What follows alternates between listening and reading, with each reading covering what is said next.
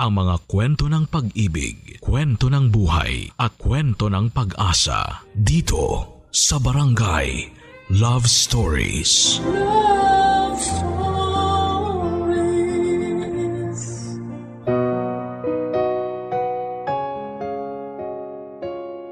Sa mga magkakapatid ay meron daw isang mapalad. Yun bang nakakaangat at nakakalamang sa lahat. Ngunit hindi lang ito tumutukoy sa yaman at pagkakaroon ng maalwang pamumuhay na may kinalaman sa pera at dami ng ari-arian, kundi sa pribilehiyo at responsibilidad na mayroon ng isa na wala sa iba niyang mga kapatid. Ganyan ang eksaktong karanasan na pinagdaraanan ng letter sender at kabarangay nating si Chanel. Sa sulat niyang ito ay kanyang ibabahagi ang isang kwento na siguradong marami sa atin ang makakaunawa at makikisimpatya. Lalong-lalo na yung merong mga kapatid dyan. Gusto mo na bang makarelate sa kanya? Tunghayan natin ang istorya ni Chanel sa mga kwento ng pag-ibig, buhay at pag-asa sa nangungunang Barangay Love Stories. Dear Papa Dudut, bago ang lahat ay gusto ko munang bumati ng isang mapagpalang katanghalian sa inyo at sa mga kabarangay natin. Katulad ng libo-libo ninyong listener, avid fan na ako ng programa ninyong Barangay Love Stories. Idol na idol ko rin kasi si Papa Dudut. Kaya naman pinangarap ko talagang makapagpadala ng sulat sa inyong istasyon. At umaasa ako na mababasa po ninyo ito on air. Ako nga pala si Chanel, 29 years old at taga Quezon City. At ang kwentong isishare ko ay tungkol sa amin ng dalawa kong nakatatandang kapatid. Bale, 3 kaming magkakapatid at ako ang bunso. Meron akong Kuya Oliver na mas matanda sa akin ng 4 na taon at Ate Natalie na sumunod sa kanya na mas matanda naman sa akin ng 2 taon. Katulad ng ibang magkakapatid, hindi rin perpekto ang relasyon namin sa isa't isa. Pero laging sinasabi sa amin ng aming mga magulang na kami-kami lang din daw na magkakapatid ang magtutulungan pagdating ng panahon.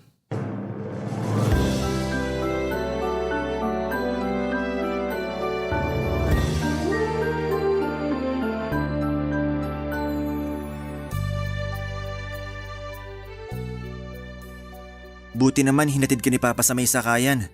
Sayang rest day ko nun kaya hindi kita naisabay. Okay lang yun. Saka tatanggihan din kita kasi nga nun ka nalang nagka-rest day tapos may istorbo ka pa sa paghatid mo sa akin. Mas mabuti na rin naman na safe ka. Lalo naglipa na yung masasamang loob. Last time may narinig ako na may babae raw na hinablutan ng bag habang naglalakad papunta sa terminal ng mga jeep. Buti na lang hindi na sinaktan si ate kasi yung iba raw binabalikan pa para takutin o di kaya tutukan ng patalim. Talaga? Nakakatakot naman, kuya. Oo, kaya nga sa sunod na magkakaroon ulit kayo ng groupings tapos maaga ang alis mo, magpapahatid ka sa amin ni Papa. Tatandaan ko yan. Ay sus, ay sus. Nagkataon lang naman yung mga nahablutan na yun dun sa malapit sa terminal eh. Tsaka may mga pinakalat na pulis sa lugar na yun para mas ligtas yung mga pasahero. Ako nga palagi ako naglalakad dun madaling araw man o gabi pero wala namang nangyayari sa akin. Sabihin mo, duwag ka lang talaga, Chanel. Tingnan mo, tanda-tanda mo na pero hinahatid ka pa rin nila Papa at Kuya. Anong sinabi? Sabi ko duwag ka.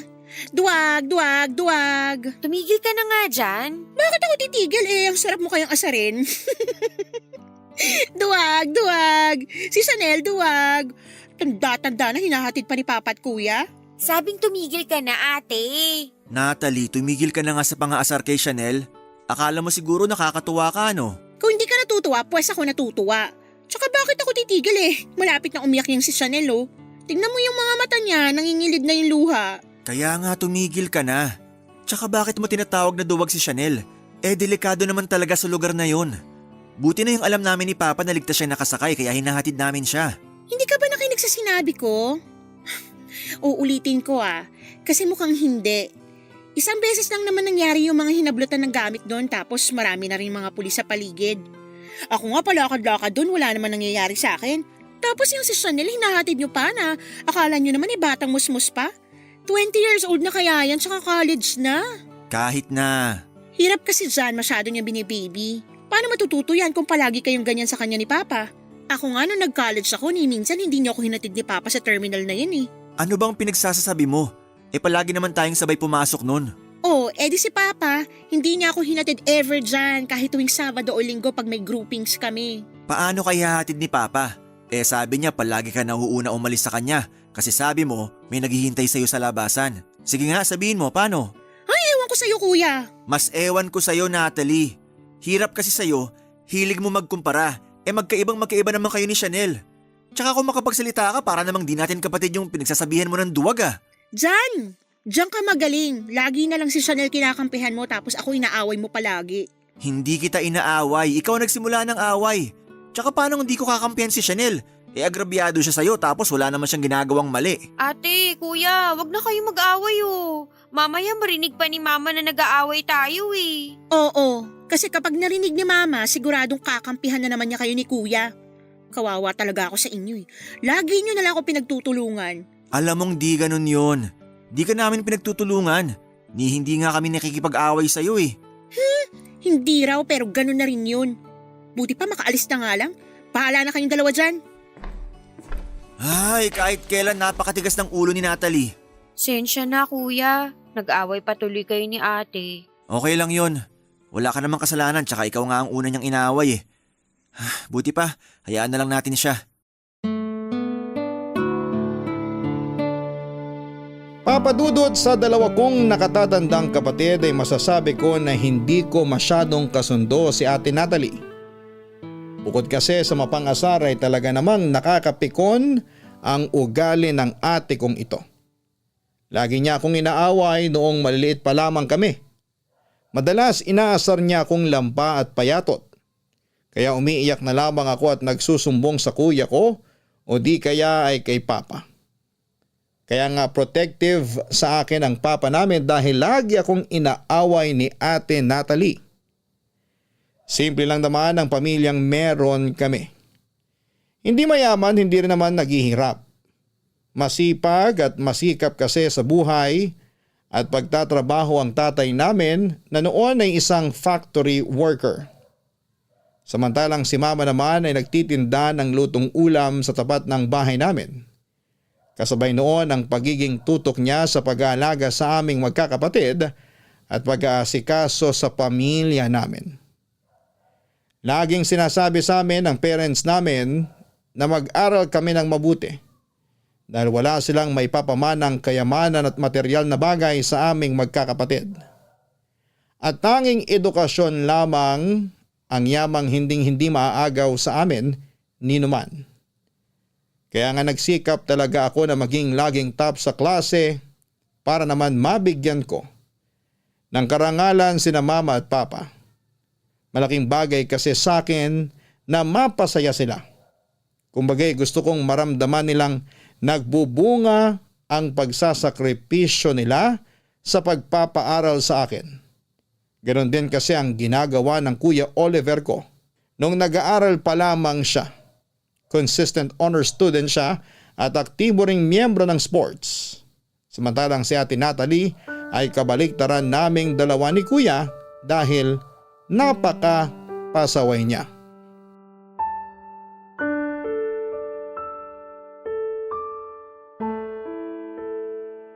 Akala mo naman kung sino mga banal na hindi nakagawa ng kasalanan sa buong buhay nila? O di sila nang magaling, sila na perfect. Ano bang pinagsasasabi mo dyan? Tama naman sina Mama at Papa na pagbawalan ka makipagkita dun sa boyfriend mo kasi nahahawa ka sa mga kalokohan niya. Paano nahahawa wala naman kami ginagawang masama. Hindi pa pala masama sa'yo yung pagsama mo sa kanya na mag-cutting classes? Para yun lang? Akala mo naman nakapatay ako ng tao kung makapag-react sina Mama at Papa? Ate, naiintindihan ko sina Mama at Papa kung bakit sila nagalit sa'yo. Saka masama naman talaga mag-cutting classes tapos malala pa sumama ka sa boyfriend mo. Kanino ako sasama? Sa'yo? Boring mo kaya kasama? Puro ka aral, puro ka review, pareho kay ni Kuya. Nakakainis kasama sa totoo lang. Bakit napunta sa amin yung usapan? Wala naman kaming ginagawa sa'yo. Nakakainis kasi tong si Chanel, sabad ng sabad. Sabad ka rin naman ng sabad kapag nag-uusap kami ni kuya. Kaya sumabad din ako para patas lang. Ay talaga naman, nangaasar ka pa talaga porque pinagalitan ako, no? Hindi ako nang aasar. Sinasabi ko lang yung nasa isip ko. Kasi mukhang hindi mo nakikita yung dahilan kung bakit ka pinagalitan ni na mama at papa. Malamang nag-aalala lang sila sa'yo kasi baka mapano ka naman. Anong mapano sa ating dalaw ikaw lang naman yung walang alam sa mundo. Anong sabi mo? Sumusobra ka na. O bakit? Tinamaan ka kasi totoo. Tanda-tanda mo na may chaperone ka pa. Kung ako siguro classmate mo, tapos nakita kong hinatid ka pa ng mama at papa mo sa meeting place ng groupings nyo pagtatawanan ka talaga. Okay lang naman may chaperone. At least alam ni na mama at papa yung mga pinupuntahan ko. Di katulad mo na lagi kang patakas at patago kung gumala. Ano? Pakiulit nga yung sinabi mo? Oo, aawayin mo na naman si Chanel. Ikaw tong nangunguna dyan. Anong ako? Paanong ako Ako nga yung pinagalitan dito. Bakit kasi hindi mo nalang tanggapin na nakagawa ka ng mali? Kaya pinagalitan at pinagsabihan ka nila mama at papa. Alam mo, tama naman si Chanel Kasi mukhang hindi mo naiintindihan yung dahilan kung bakit nila ginawa yun. Puro kasi sariling damdamin mo lang iniisip mo. Bakit ko naman iisipin yung sa inyo? Sino ba kayo? Sobra ka naman magsalita. Pamilya mo lang naman kami, baka nakakalimutan mo. Hindi ko nakakalimutan yon, no? Pero nakakainis kayo. Imbis na mainis ka sa amin, bakit di ka nalang mag-reflect sa sarili mo? Para naman ma-realize mo na para rin naman sa kapakanan mo yung ginawa nila mama at papa. Paanong para sa kapakanan ko? Hindi na nga ako bata, kuya. Di mo ba yun gets, ha? Si Chanel lang naman yung matanda na pero isip bata pa rin At nadami na naman ako. Talaga. Hindi ka na nga bata, pero hindi ka pa matanda na kaya nang tumayo sa sarili mo mga paa. Unless kayang-kaya mo na talaga sarili mo, sige, ikaw na talaga bahala sa buhay mo. Ibang usapan naman yun, no? Sa tono mo kasi kulang na lang sabihin mo, kaya mo nang tumayo sa sarili mo mga paa. Nakatira ka pa naman dito sa bahay ng mga magulang natin. Ibig sabihin, sila pa rin ang masusunod sa pamamahay na to. Anak lang tayo, kaya dapat pa rin na sundin natin sila. At respetuhin. Ewan ko talaga sa inyong dalawa. Lagi na lang kayo nagkakampihan para pagtulungan ako Pakiramdam ko tuloy, kahit miyembro pa ako ng pamilya na to mag-isa lang talaga ako sa buhay. Ay, buti pa talaga kasama ko na lang yung boyfriend ko Kasi kahit papano, nararamdaman ko na may kakampi ako. Ikaw lang naman ang nag-iisip na wala kang kakampi sa pamilya natin.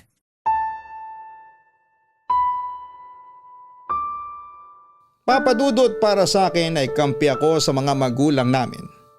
Dahil hindi naman tama at makatuwiran ng ginawa at pagdadahilan ni Ate Natalie. Kahit kailan ay maling-mali ang magkating classes at sumama sa boyfriend niya para tumambay kung saan-saan. Sa kakababae niyang tao ay gano'n na lamang siyang kumilos. Yung bang magaslaw at hindi nahihiya, lalo't karamihan sa mga barkada ng boyfriend niya na sinasamahan niya ay lalaki. Hindi naman ako old-fashioned pero para sa akin ay dapat matutuhan ni ate na alagaan at respeto ang kanyang katawan at sarili. Sa kabila ng lahat ay masama pa rin ang loob ni Ate Natalie sa mga magulang namin. Para sa kanya hindi dapat siya pinakikialaman ni na mama at papa. Wala naman daw nangyari sa kanya at masyado lamang OA mag-isip at umakto ang mga magulang namin. Kaya nasaktan ako ng husto para sa kanila. Kahit kailan ay hindi ko kayang makisimpatya at kampihan ng ate ko. Dahil buong buhay ko ay wala siyang ginawa kundi ang asarin at awayin ako, Papa Dudut. Sa kahalata naman na siya ang mali sa nangyari. Masyado lang siyang nagbubulag-bulagan at hindi marunong tumanggap ng pagkakamali. Papa Dudut, sa kabila ng pananaway at walang tigil na pagpapaalala ng mga magulang namin, ay nanatiling masuwayin si Ate Natalie. Nagpatuloy ang pakikipagrelasyon niya sa boyfriend niyang yon at pati na rin ang pagsasama-sama niya rito. Kaya nga hindi mapigilang mag-alala ng mga magulang namin lalong-lalo na si mama. Minsan ako na lang ang naaawa sa kanya kasi parang siyang aatakihin sa puso dahil sa konsumisyon kay ate. Hindi rin naman pinakikinggan ni ate maging ang payo at saway ni Kuya Oliver. Tingin ko sa ate ko ng mga panahong yon ay para siyang ibong nakakulong sa hawla na nagpupumilit makawala. Hindi talaga siya masaway at sa aming magkakapatid madalas siyang sakit ng ulo ng mga magulang namin. Tingin ko naman ay pantay-pantay at hindi nagkulang ang pagmamahal sa amin ni ng mama at papa kaya hindi ko maintindihan kung bakit nagre-rebelde si ate Natalie ng mga panahong yon. At kapag nga ginagawa yon ng ate ko ay lagi niya akong dinadamay. Buti na lamang to the rescue ang Kuya Oliver ko para aluhin ako at kampihan.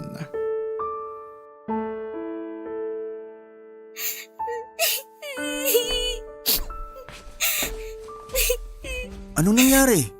Bakit ka umiiyak? Wala namang nangyari. Di ka iiyak kung wala. Alam kong meron kaya sabihin mo na sa akin. Si Ate Natalie kasi kinuha yung bago kong damit para suotin kasi may lakad daw siya ngayong araw. Plano ko pa namang gamitin yun mamaya sa groupings namin. Kaso wala na akong masusuot. Si Natalie talaga kahit kailan. Pwede naman ako magsuot ng ibang damit pero kasi gustong gusto ko yun dahil kabibili lang ni Mama sa akin. Naiintindihan ko naman. Ang di ko lang maintindihan kung bakit kailangan kunin pa talaga ni Natalie. Gustong gusto rin kasi niya tapos nung nagpaalam siya na heheramin hindi ako pumayag. Pinagsalitaan niya pa ako ng masakit tapos ending kukunin niya rin pala ng sapilitan sa damitan ko. Ako tuloy yung nawalan. Sobra naman sa pinagsalitaan ng masakit. Masama na nga na ganun yung ginawa niya sa'yo. Tapos dinagdagan niya pa talaga yung kasalanan niya nang kunin yung damit mo na walang paalam. Kaya nga, pero kilala ko si ate. Kapag may gusto siya, ginagawa niya talaga lahat ng paraan para makuha lang yung bagay na yun. Wala namang kaso yun. Pero kung makakasakit ka ng kapwa sa paraang gagawin mo, ibang usapan na yun. Hayaan mo, magsasabihan ko siya pag uwi niya. Wag na kuya, baka mag-away na naman kayo Ayoko naman mangyari yun. Hindi naman ako makikipag-away. Tsaka siya ang mali rito, pinaiyak ka pa niya. Sa tingin mo mapapalagpas ko yon? Okay na ako. Maghahanap na lang ako ng ibang masusuot na damit mamaya. Sigurado ka? Oo, kasi hindi ko rin naman mababawi sa kanya yung damit ko. Oo nga pala. Saan na naman pumunta yung babaeng yun? Hindi ko alam. Bakit mo natanong? Hinanap kasi siya sa akin ni Mama kanina.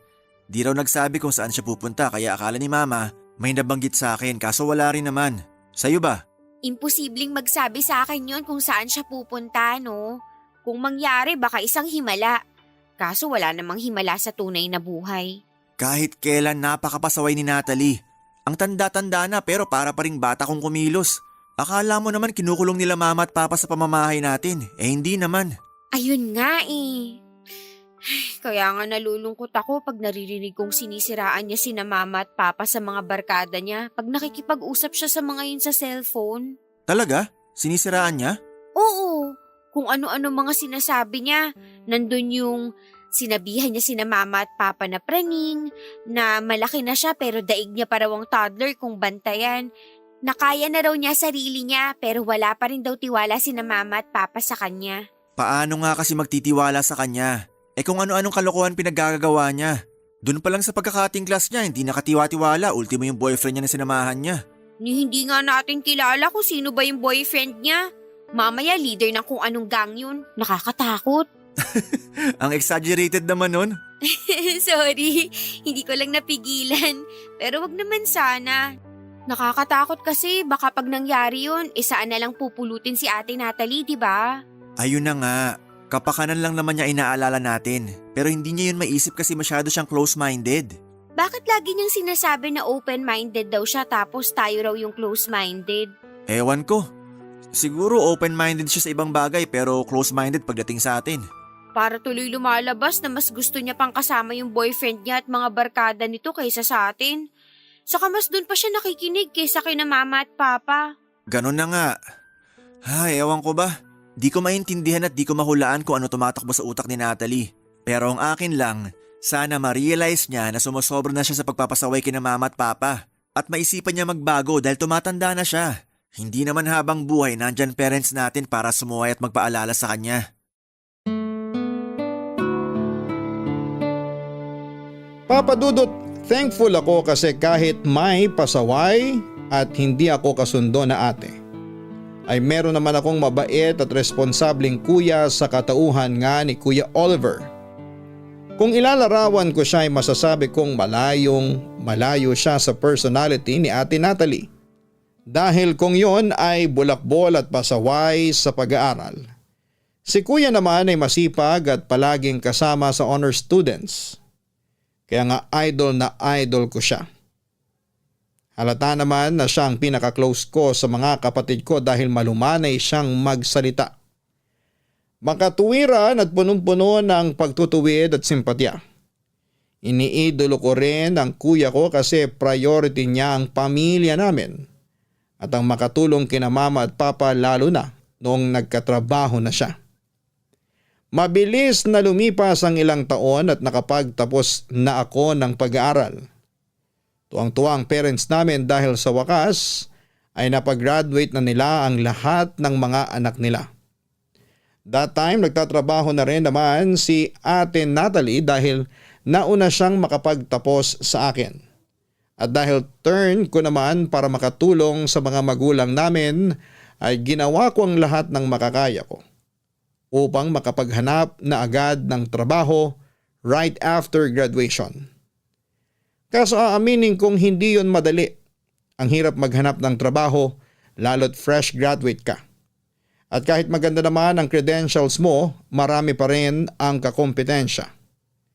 Nahihiya na nga akong humingi ng allowance sa parents ko para lang may pamasahe sa tuwing kailangan kong pumunta sa naturang kumpanya na ina-applyan ko for interview. Pero buti na lamang at natanggap pa rin ako sa isang private company na pinasukan ko pagkalipas ng maraming pagsubok at pagkabigo sa pag-apply. Pero meron lang ulit isang problema. Bagay na inilapit ko sa Ate Natalie ko sa pag-asang matutulungan niya ako, Papa Dudut.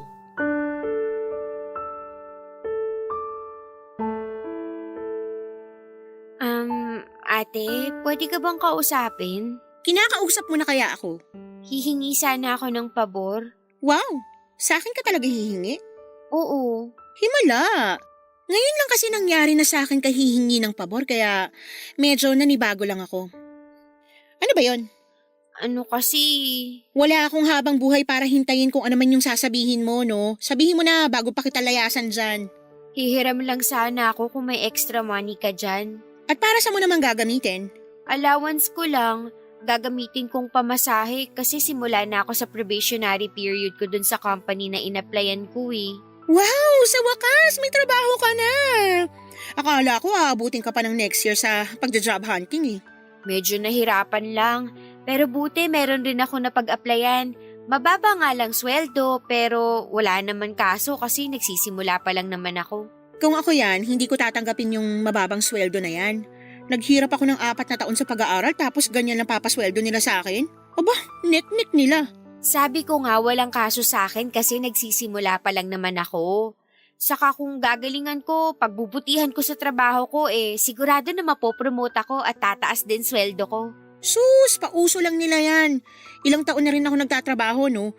At marami-rami na rin akong kumpanya na napasukan pero pare-pareho lang script nila. Tataas daw sweldo, mapopromote daw pag ginalingan mo sa trabaho pero in reality, dinadagdagan lang nilang trabaho mo tapos kung magkaka-increase ka man, kakapiranggot. Ni hindi mo na nga maramdaman halos dahil pataas na din ang pataas ang mga bilihin. Ganun ba yun? Na-discourage tuloy ako. Sus, umiral na naman ang kaduwagan mo. Ikaw kasi kung ano-ano pinagsasasabi mo dyan. Nagsasabi lang naman ako ng totoo bilang matagal-tagal ng empleyado. Ikaw, ngayon ka pala magsisimula kaya wala ka pang alam. Oo na. Pero hindi nakakatulong yung sinabi mo. Masyado ka lang OA. Sanay ka kasi na binibaby. Akala mo siguro madali lang buhay pagka-graduate, no? Pwes, nagkakamali ka. Saan naman galing yan? Siyempre hindi ko naisip yun dahil aware ako sa pinagdaraanan ni na kuya at papa sa mga trabaho nila. Kaya nga swerte ako kasi maganda-ganda na tong trabaho na napasukan ko. Maganda pa sweldo, pati binipisyo. Kaya nga nagtataka ako kasi bakit ganyan lang napasukan mo? Mas magaling ka pa sa akin nung nag-aaral tayo, di ba? Sub-sub ka lagi sa pag-aaral tapos ako sakto lang. Hindi masyado naghahangad maging top sa klase basta makagraduate. Sa'yo na nanggaling na hindi madali ang buhay pagka-graduate. Sa katingin ko, ginawa ko naman lahat ng makakaya ko para makapaghanap ng maayos na trabaho. Okay naman itong napasukan ko. Hindi lang ganun kataasan yung sweldo pero pwede nang tiyagain. Hindi ko naman siguro ikamamatay kung kukuha muna ako ng experience since baguhan pa lang naman talaga ako. Whatever. Kahit anong sabihin mo, nakakatawa pa rin na hindi ka agad nakakuha ng trabaho na may maayos na sweldo. Mapapahiram mo ba ako ng pera, ate? Ay nako, bakit pala sa akin ka nanghihiram pwede ka namang humingi kina mama at papa. Di ba? Paborito ka nila? Hindi nila ako paborito. Saka wala rin naman silang mabibigay dahil wala halos sweldo si Papa dahil nagkasakit siya at hindi nakapasok sa trabaho. Kay Kuya Oliver, sa kanya ka manghiram. Alam ko na wala na siyang budget kasi binigay niya na lahat kina mama yung sweldo niya pambayad ng bills at pambili ng pagkain natin. Di hindi ko na problema yan. Wala rin ako ngayon. Paanong wala? Hindi ka naman nag-abot ng pera kay na mama at papa. Solo mo lang sweldo mo, di ba? Oo, pero anong paki mo? Sweldo ko nga, di ba? Kaya desisyon ko kung magpapahiram ako o hindi. Malas mo, ayaw kitang pahiramin kaya pasensyahan na lang.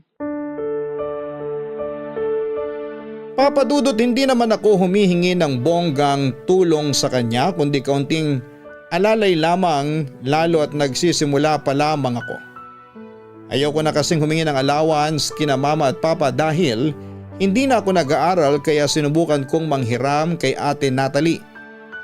Kaso hindi ko naman akalain na hindi na nga niya ako pinahihiram. Kung ano-ano pang mga masasakit na salita ang sinabi niya sa akin. Nakakatampo at nakakagalit dahil para kaming hindi magkapatid kung pagsalitaan niya ako ng mga masasakit. At ang nakakainis lang dahil kapag sa ibang tao ay ganadong-ganado siyang tumulong at magpahiram ng pera. Bagay na lagi pa nga niyang binibida sa amin. Pero pag sa sarili niyang pamilya ay ibang usapan na. Ang damot-damot ng Ate Natalie ko sa totoo lang. Kaya naman doon na nagsimula ang malalim na pagkainis ko sa kanya, Papa Dudut. At dahil nga hindi ako pinahiram ni Ate Natalie ay napilitan akong lumapit kay Kuya Oliver, Papa Dudut. Yang-hiya talaga ako kasi nakita ko na nauubos ang budget niya nang magbigay siya para sa panggastos namin sa bahay at kasama na rin doon yung pambili namin ng pagkain. Nagkasakit din kasi si Papa kaya isang linggo siyang hindi nakapasok sa trabaho. Nagkataong no work, no pay pa naman sila. Kaya halos wala siyang sinusweldo. Kaya hindi ko talaga naisip na lumapit kay Kuya at sa halip ay kay ate ako nagbabaka sakali. Pero matapos niya akong hindi pahiramin at ang masahol pa ay insultuhin ay nangako ako sa sarili ko na magsisikap ako sa pagtatrabaho at mag-iipon ng sarili kong pera para hindi na ako mawalan pa. Noong nalaman ni Kuya ang pinagsasabi sa akin ni ate ay nainis din siya. Kaya nga pinagsabihan niya ako na sa susunod ay sa kanya na ako magsasabi kapag may kailangan ako. At dahil nga wala na rin siyang budget ay pinangutang muna ako ni Kuya ng pera sa kaibigan niya para raw may allowance ako sa pagsisimula ko sa trabaho. Lalo lang tuloy akong nahiya pero nangako ako na babayaran ko na lamang yon sa aking unang sweldo. Pero knowing may Kuya hindi na niya ako pinagbayad pa. At ganun nga ang nangyari. Kaya lang hindi ko makalimutan na minsan akong hindi tinulungan ng ate ko. Lalo sa tuwing pinagyayabang niya sa akin na mas maayos magpasweldo ang napasukan niyang trabaho.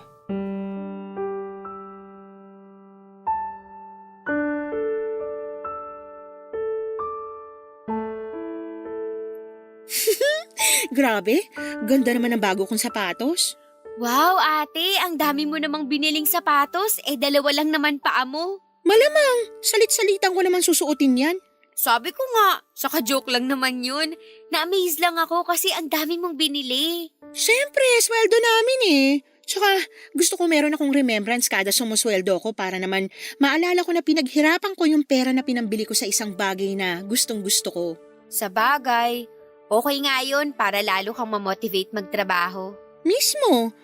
Ikaw, ano na bang nabili mo sa sarili mong sweldo? Ha? Ano nga ba? Napaisip ako dun ah.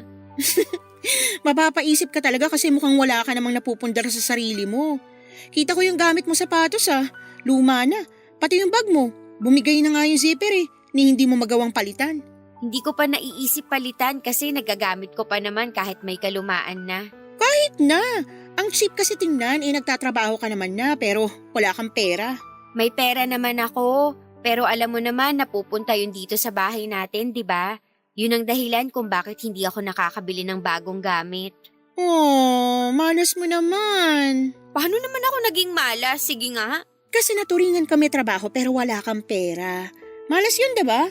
Dapat kapag nagtatrabaho ang tao meron siyang panggasto sa sarili niya.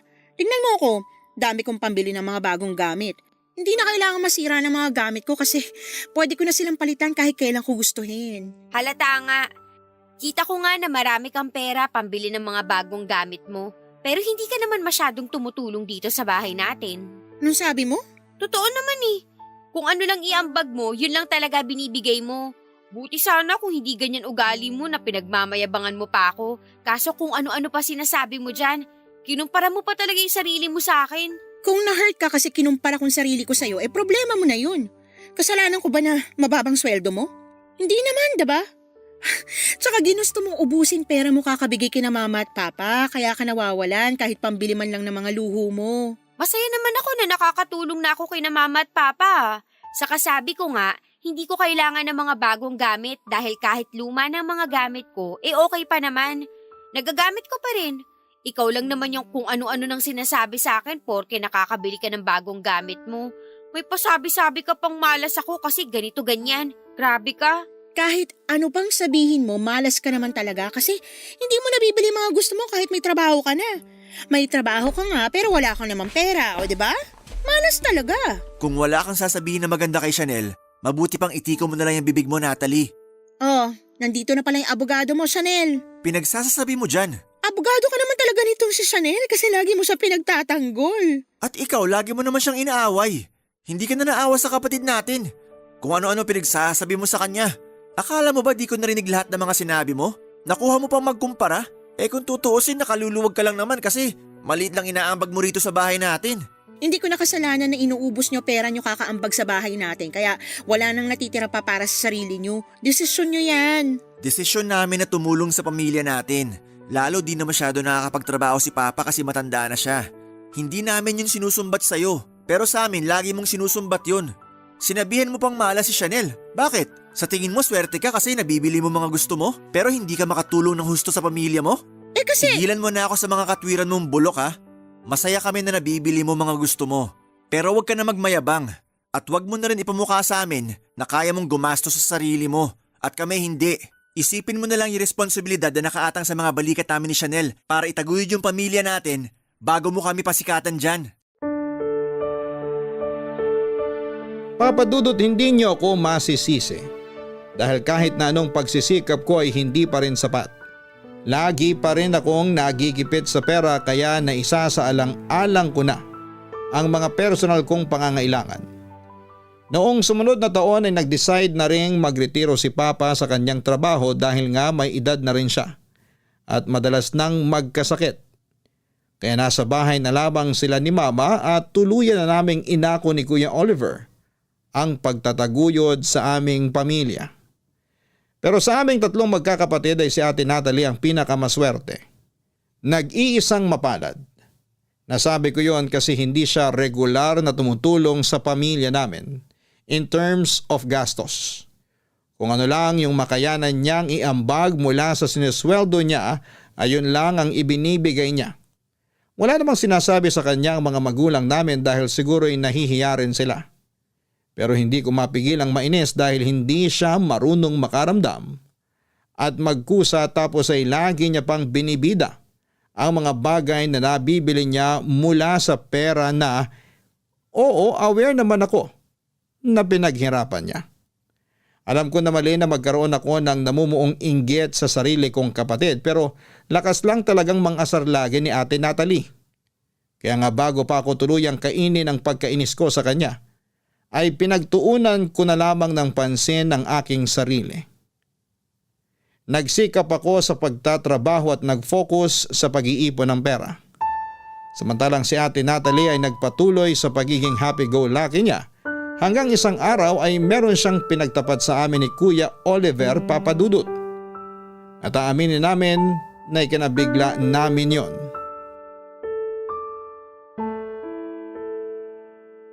Ano? Buntis ka? Oo nga sabi. Ulit-ulit lang. Sungit mo naman nagtatanong lang naman ako. Nagtatanong ka nga pero paulit-ulit. Sinabi ko na nga na buntis ako tapos tanong ka pa ng tanong. Naku, dami mo namang sinabi. Kinukumpirma ko lang naman kasi nakakagulat. Ano namang nakakagulat doon? Siyempre, di nga namin alam na may boyfriend ka pala. Hindi naman lahat kailangan nyo malaman eh. Sabi ko nga. Tigilan mo na nga pagiging ma-attitude mo, Natalie. Ako na naman ang nakita. Ako na naman ang mali. Ikaw naman talaga ang mali. Wow, talagang kinumpirma mo pa talaga kuya. Maiba tayo. Alam na ba ni na mama at papa na buntis ka? Siyempre hindi. At wag na wag yung subukan sabihin sa kanila kasi lagot talaga kayo sa akin. Lalo ka na, Chanel. Lo, palagi mo sa akin, chismosa. Oo.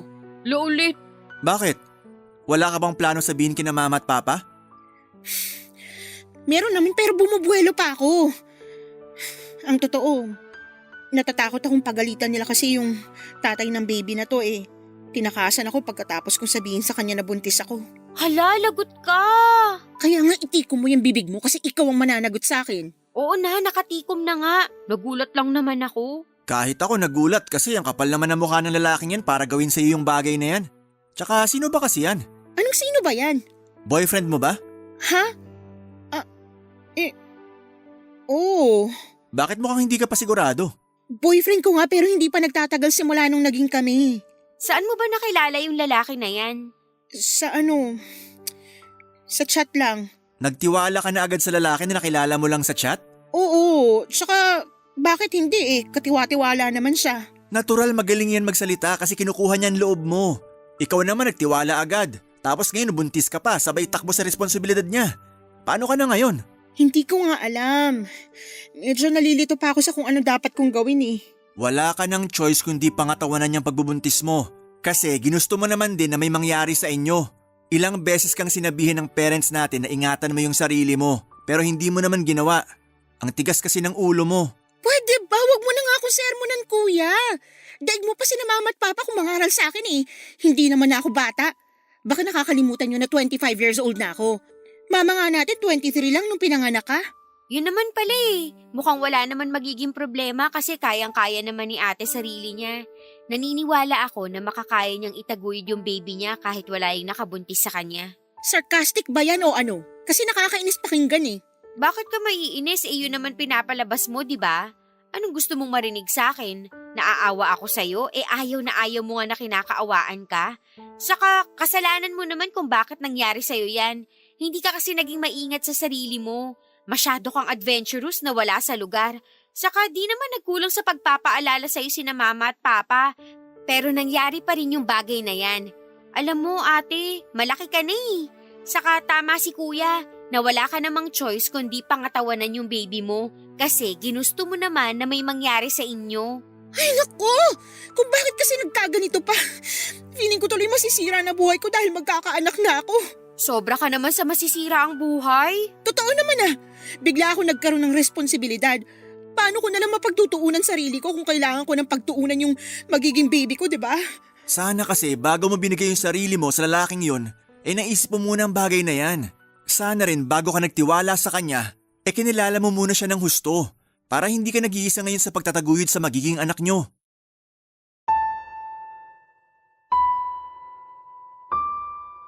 Papadudot, gulat na gulat kami ni Kuya Oliver sa ipinagtapat sa amin ni Ate Natalie dahil ni sa hinagap ay hindi namin naisip na mabubuntis siya ng biglaan. Tapos ang malupit pa roon ay tinakasan siya ng ama ng magiging anak niya. At some point ay naawa ako kay ate lalo na nung litong-lito na siya sa kung ano ang gagawin. At nagdadalawang isip pang sabihin kina mama at papa ang kanyang sitwasyon. Pero matapos niyang mag-attitude sa akin ay naisip ko na kasalanan naman niya kasi masyado siyang mapusok.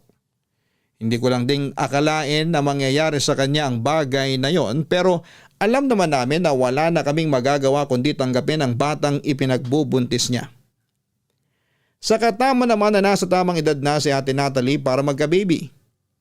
Hindi na siya teenager o nag-aaral pa para maduwag sa responsibilidad ng pagpapakananay sa kanyang anak. Kailangan na lang talaga niyang tatagan at tibayan ang puso't isipan niya. Dahil hindi na magiging katulad ng dati ang buhay niya sa oras na maipanganak niya ang kanyang baby.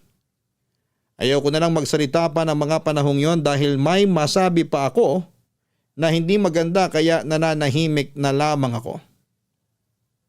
Tingin ko kasi ay hindi rin naman ako masyadong makakatulong sa problema niya. O sadyang ayaw ko lang din talagang makialam pa. Hindi nagtagal sa payo ng kuya namin na isinabi rin ni Ate Natalie sa parents namin ang sitwasyon niya. Nung una'y nagulat at nagalit ang mga ito sa nangyari sa kanya.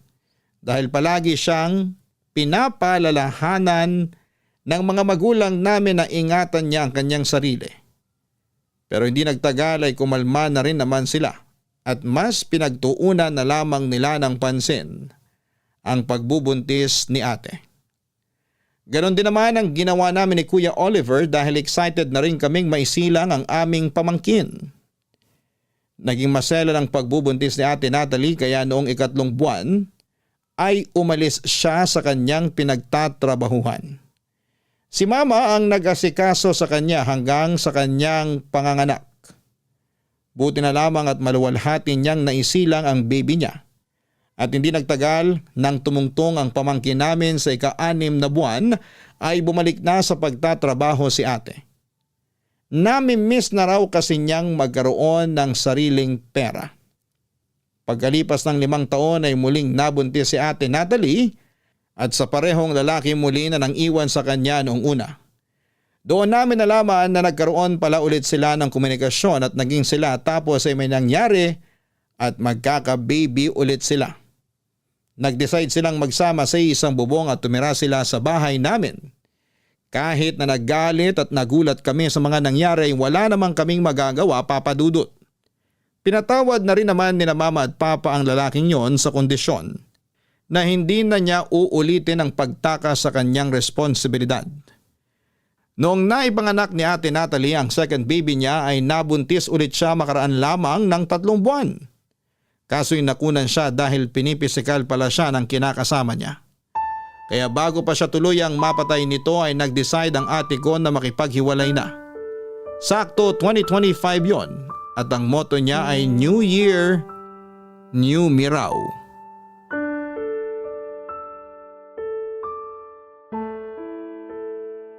Ate, bakit naman nagsumbong sa akin yung panganay mo na pinagalitan mo raw siya? Tapos pinalo mo pa. Nagkapasatuloy sa braso yung pamangkin ko. Paano hindi ko pagagalitan at papaluin? Sumusobra na yung batang yan. 5 taon pa lang pero napakasutil na. Paano naging sutil? Ano bang ginawa niya? Inaagaw lang naman yung laruan ng kapatid niya. Anong laban nung isa ay maliit pa yun? Kaya pinalo mo na ng malakas? Mahina lang yun, wag kang OA. Hindi ako OA. Saka hindi ka ba nakikinig? Nagkapasa nga sa braso yung anak mo. Pasalang naman yun ah. Gagaling din yun. Hindi niya yun ikamamatay kaya kalma ka lang. Ewan ko sa'yo. Akala mo yata hindi ko napapansin na laging mainit ulo mo sa panganay mo ah. Palagi mo siyang sinisigawan at pinapagalitan kahit wala naman siyang ginagawang mali. Anong wala? Palibasa hindi mo palaging nakakasama yung batang yun kaya nasasabi mo yan. Pero kapag ikaw na nagbantay sa kanya maghapon, baka mabugbog mo pa yun sa kakulitan at katigasan ng ulo. Anong mabugbog? Grabe naman yung mabugbog, ate. Hindi grabe yun, no?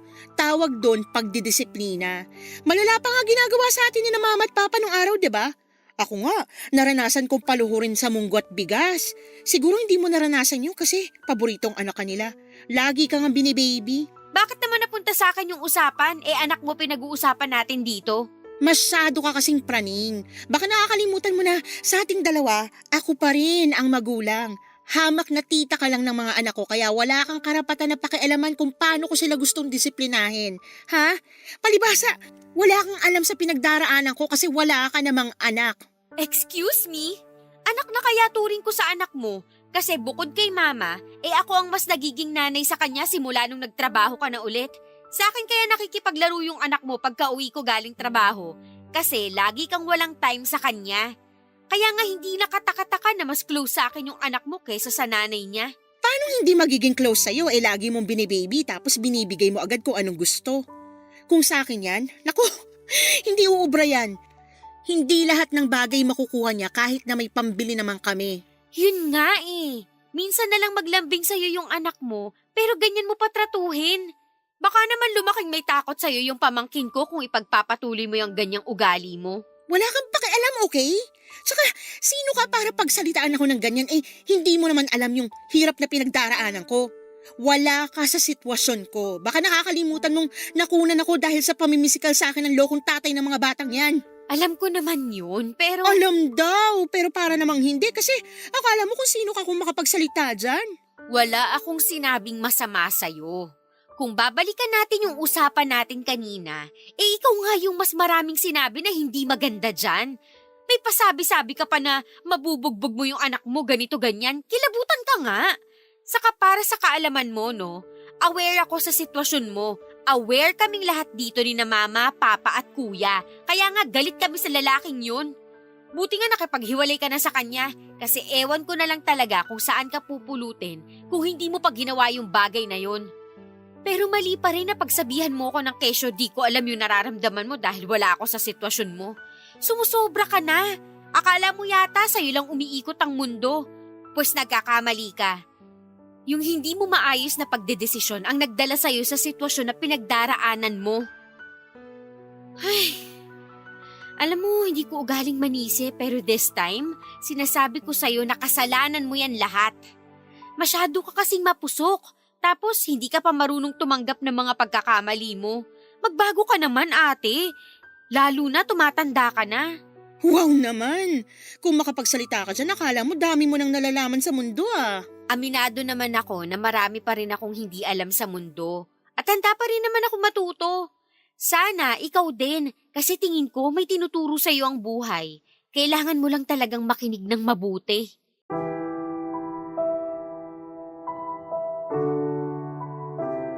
Papadudot para sa akin ay walang karapatan si Ate Natalie na isisi sa amin ang sitwasyon niya ng mga panahong yon.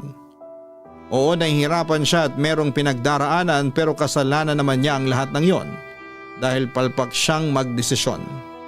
Sa nabago niya ginawa ang isang bagay ay pinag-isipan muna niya ng maraming beses. Kaso'y hindi niya yon ginawa. Sa halip ay nagpadalos siya. Kaya naman lalo lamang ako nainis sa kanya ng mga panahong yon. Alam ko na wala namang perpektong pamilya pero sumusobra na si Ate Natalie. Wala na nga siya halos tinulong sa amin tapos kung ano-ano pang gulo ang dinadala niya sa pamilya namin. Nandun na tayo sa mahal namin ng mga anak niya pero sumusobra na siya. Hindi na nga siya naging matinong anak kina mama at papa pati ba naman sa mga anak niya ay magkukulang pa siya bilang nanay nila. Ewan pero hindi ko mapigilang mapaisip kung ano ang tumatakbo sa utak ng kapatid ko. Kung bakit sa edad niyang yon ay irresponsable pa rin siya. Sa kabila ng lahat ay full support ang pamilya namin sa pag-iintindi sa kanya. Kaya lang nitong February 2025 ay muling sinubok ang aming pamilya nang mamatay si mama. Sobrang sakit at lungkot ng nangyari. Pero tinanggap na lang namin ang lahat. Parte ng buhay ang kamatayan at wala na kaming magagawa doon. Kaya nga ginusto namin ni Kuya Oliver na mabigyan ng desenteng burol at libing si mama bilang huling respeto sa kanya. Kaya lang hanggang sa pagkakataong yon, hindi pa rin nakisama si Ate Natalie matapos niyang gumawa ng isang bagay na masasabi kong nagpakyat ng dugo ko sa ulo dahil sa galit.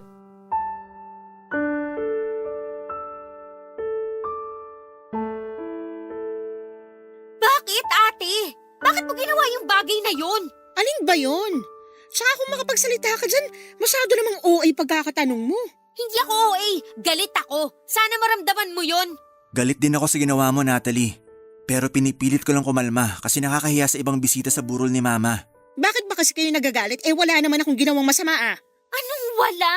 Meron kaya? Alam mong burol ni Mama to, pero halos ginawa niyong reunion ng barkada mo. Sobra ka naman. Hindi ba pwedeng dumadalaw lang sila para makiramay? Anong dumadalaw? Nakuha niyo pa ngang maglatag ng lamesa at mag-inuman. Ganun na ba talagang pakikiramay para sa inyo? Kasi kung oo, aba, napakabastos niyo naman. Tama si Chanel. Ang lakas pa ng boses ng barkada mo. Tawa ng tawa, akala mo hindi lamang yung pinuntahan. Narinig ko meron pa naghahanap ng videoke. Pagpasensyahan nyo na kasi songiris talaga yung barkada naming yun. Pwes wala sa lugar yung ugali niyang yon. Walang modo. Hindi na nirespeto ang patay. OA naman kuya. Tsaka sigurado ako na kung buhay si Mama, mas gugustuhin nyo na party mode sa burol niya. Pinagsasasabi mo dyan, imbento ka. Hindi kaya ako nag-iimbento. Ang sabihin nyo, masyado lang kayong KJ. Kayo ni kuya, masyadong epal.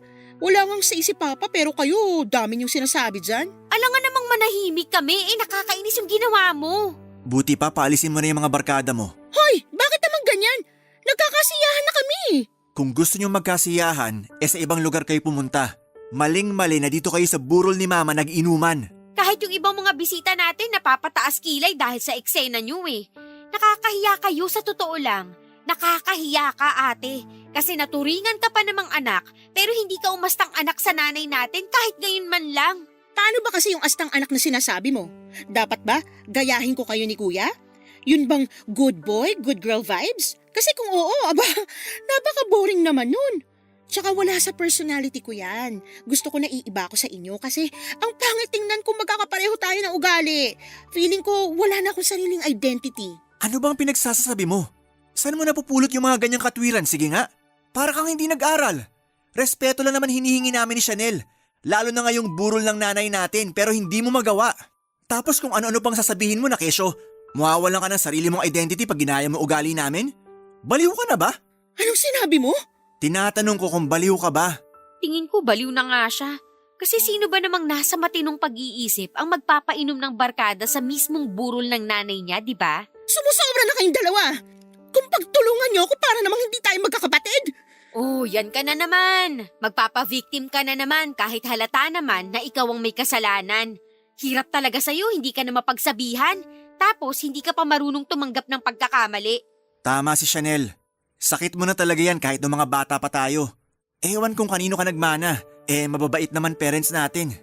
Ikaw lang talaga yung naiiba sa pamilya natin. Ayoko nga maging kagaya niyo, no? Mas lalo namang ayaw naming maging kagaya mo. Aba, sumasagot ka pa talaga. Bakit hindi? Nakakapikon ka na. Tumigil na kayo, pwede?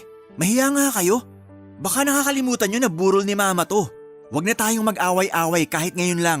Si ate kasi. Anong ako? Si Patol ka rin. Kaya nga tumigil na kayo. Yung mga barkada mo, paalisin mo na, Natalie. Kuya naman! Paalisin mo o magtatawag ako ng mga tanod para sila na magpaalis sa mga yon. Sige, mamili ka.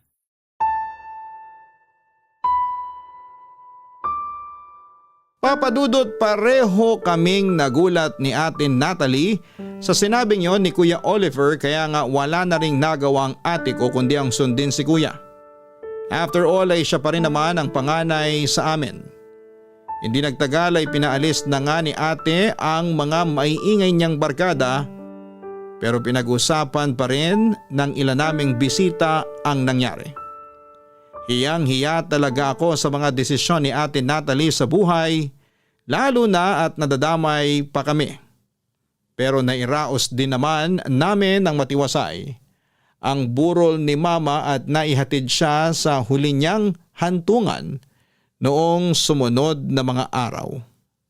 Malungkot pa rin kami sa pagkawala ng ilaw ng aming tahanan.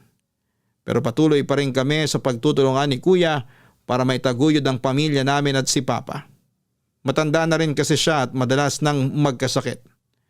Sobrang sacrificing ng kuya ko dahil nagawa niyang mag-resign sa pinagtatrabahuhan niya upang maghanap na lamang ng work from home para nasasamahan at naasikaso niya ang tatay namin sa bahay. Gayon din kapag nagpapa-check up ito.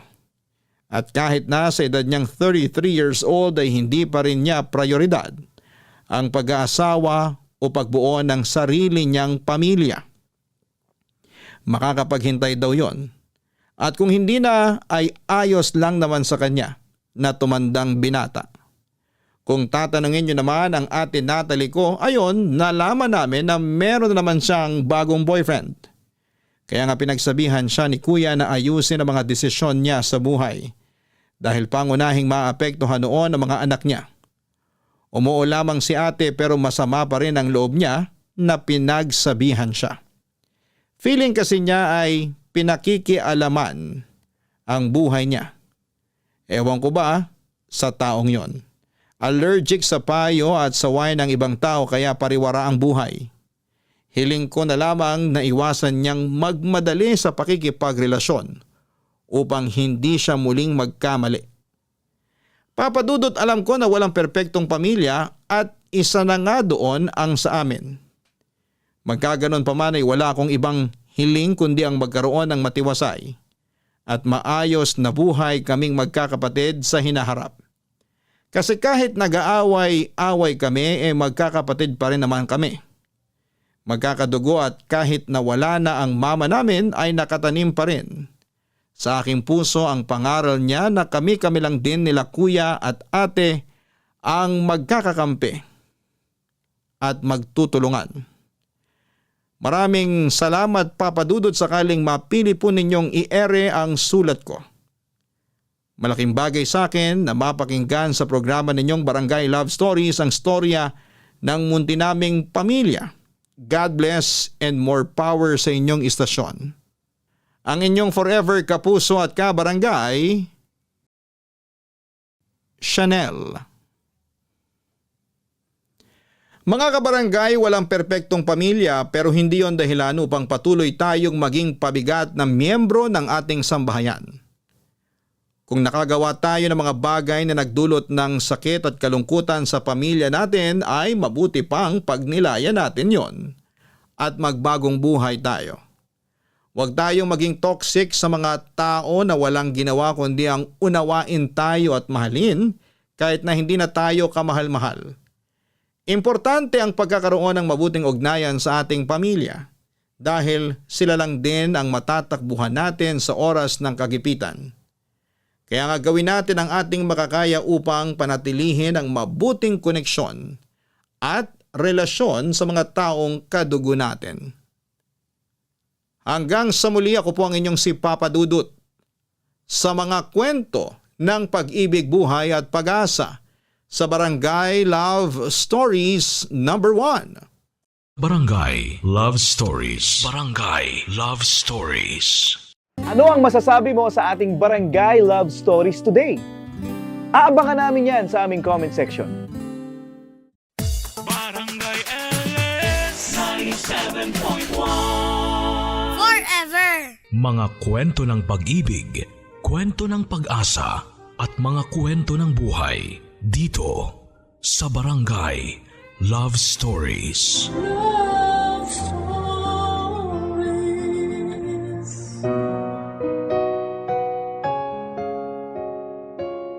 Matitiis ng anak ang mga magulang, pero hindi ang mga magulang sa mga anak nila. Ganon pa man ay lagi nating tandaan na igalang sila at respetuhin sa lahat ng pagkakataon dahil sila pa rin ang nagdala sa atin sa mundong ito. Ikaw ka barangay, gaano mo kamahal ang mga magulang mo? Isa na yata sa kayamanang maituturing ng lahat sa atin ang magkaroon ng magulang na mahal tayo. Kaya bilang anak ay merong kautusan sa Biblia tungkol sa paggalang sa kanila. Ganyan ang eksaktong karanasan ng ating kabarangay na nagpadala ng kanyang kwento for today na si Bless. Matapos niyang patunayan na sa hirap at ginhawa kasangga at kasama niya ang kanyang mga magulang. At dahil sa mga katangian niyang iyon ay pinagpala siya at binigyan ng maraming tagumpay sa buhay. Handa ka na bang makarelate sa kanya? Alamin natin yan sa kwento ng pag-ibig, buhay at pag-asa sa nangungunang Barangay Love Stories. Dear Papa Dudut, kumusta po kayo at ang ating mga kabarangay? Sana ay nasa mabuti kayong kalagayan sa kabila ng pandemyang pinagdaraanan ng ating bansa.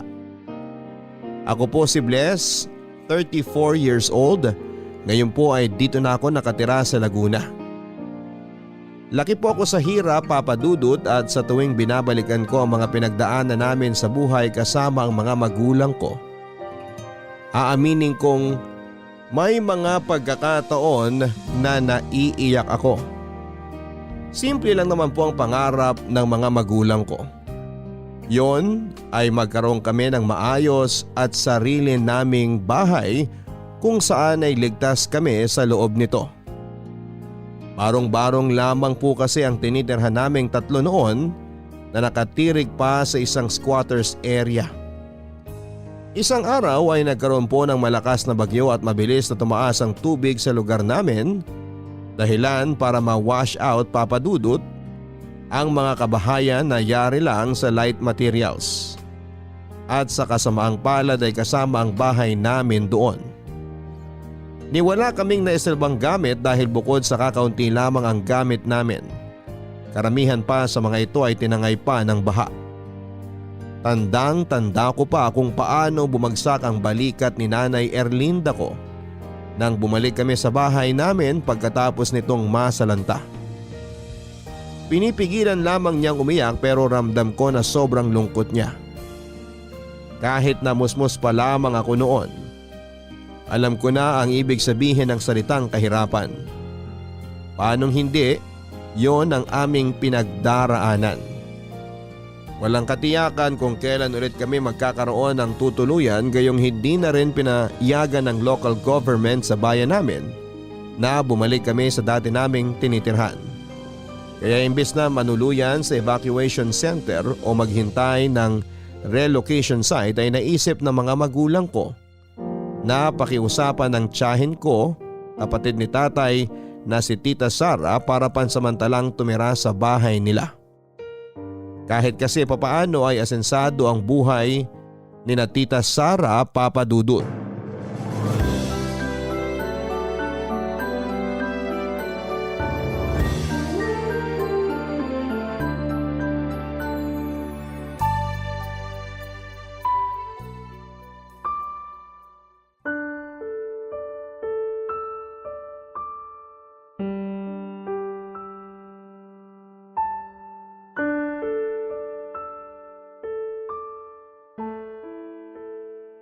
Ano, Kuya Mario? Nakikiusap kang kupkupin ko muna kayo ng pamilya mo rito sa pamamahay ko? Ano kayo? Sinuswerte? Walang-wala kasi talaga kaming matutuluyan ngayon, Sarah. Binagyo ang bahay namin. Wala naman kaming pampagawa. Hindi rin sigurado kung saan ba kami planong ilipat o kung may pupuntahan nga ba ang mga katulad naming mahihirap na nasalanta. Dapat ko pa bang problemahin kung saan kayo pupulutin ng pamilya mo? Hindi naman kami magiging pabigat. Magtatrabaho kami at mag-aabot ng bayad kung kinakailangan. Hindi kung kinakailangan. Dahil kung titira kayo rito, dapat lang na mag-abot kayo ng bayad. Kapal din talaga ng mukha niyo magpakita sa akin, no? Lalo ka na, kuya. Tapos sinama mo pa yung mag-ina mo? Buisit ka? Sarah, hanggang ngayon ba naman may galit pa rin dyan sa puso mo? Hindi mo na ba ako mapapatawad? Paano ko sabihin kung oo? Hanggang ngayon, galit pa rin ako sa'yo. At pwede ba? Huwag mo nga akong pangunahan kung kailan kita mapapatawad dahil palagay ko, imposible at malabong dumating yung araw na yon. Sarah, matagal nang lumipas sa mga bagay na ikinagagalit mo. Nagsisi na kami ni Mario sa mga kasalanan namin sa mga magulang niyo. At pinatawad na rin siya ng inay niyo bago siya mawala. Pwes, hindi ako ang nanay namin, Erlinda. Tsaka sino ka ba? Ang kapal naman ang mukha mong pagsalitaan ako ng ganyan. Kung tutuusin, ikaw ang may kasalanan kung bakit nangyari ang mga kamalasang yun sa pamilya namin. Ikaw ang dahilan kung bakit namatay ang tatay namin kasi sumpa ka. Sana talaga hindi ka nalang dumating sa buhay ni Kuya Mario. Tapos ngayon may anak na kayo. Sigurado magdadala rin siya ng kamalasan sa pamilya nyo. Sarah, wag mo namang idamay si Bless dito. Bata pa siya. Wala akong pakialam. Saka maganda nga na habang bata siya, alam na niya ang magiging kapalaran niya. Erlinda, magiging katulad mo lang siya. Kung bakit kasi Bless ang pinangalan niyo sa kanya samantalang hindi naman siya biyaya sa inyo. Tingnan niyo, nagkandaleche-leche ang buhay niyo tapos ngayon lumalapit kayo at nakikiusap sa akin? Para sa amin, biyaya mula sa Diyos si Bless. Dahil matagal naming hiniling ni Erlinda na magkaroon ng anak. Naiintindihan ko na galit ka pa rin sa akin hanggang ngayon. Pero sana wag mo namang kamuhian ang anak namin. Pamangkin mo siya, Sarah. Kadugo. Hindi siya ibang bata. Pinsang buo siya ng mga anak mo. Kahit ano pang sabihin niyo, hindi na magbabago ang tingin ko sa anak niyo. Pati na rin sa'yo, Erlinda. Lalong-lalo na sa'yo, Kuya Mario. Pero sige, papatuloyin ko kayo sa bahay ko. Pero wag kayong umasa na tatratuhin ko kayo na parang pamilya, ha? Sige na, maiwan ko na kayo dahil baka mahawa pa ako sa kamalasan yung mag-anak. Tay, Nay, galit po ba sa atin si Tita Sara? May kasalanan po ba tayo sa kanya? Ay, anak, hindi galit sa atin ang tita mo. Masama lang ang loob niya dahil may nagawa kaming mali ng nanay mo noon. Pero walang araw simula noon na hindi kami nagsisi, anak. Hindi pa rin po ba kayo pinapatawad ni Tita Sara kahit nagsisi na po kayo? Hindi ko alam, anak.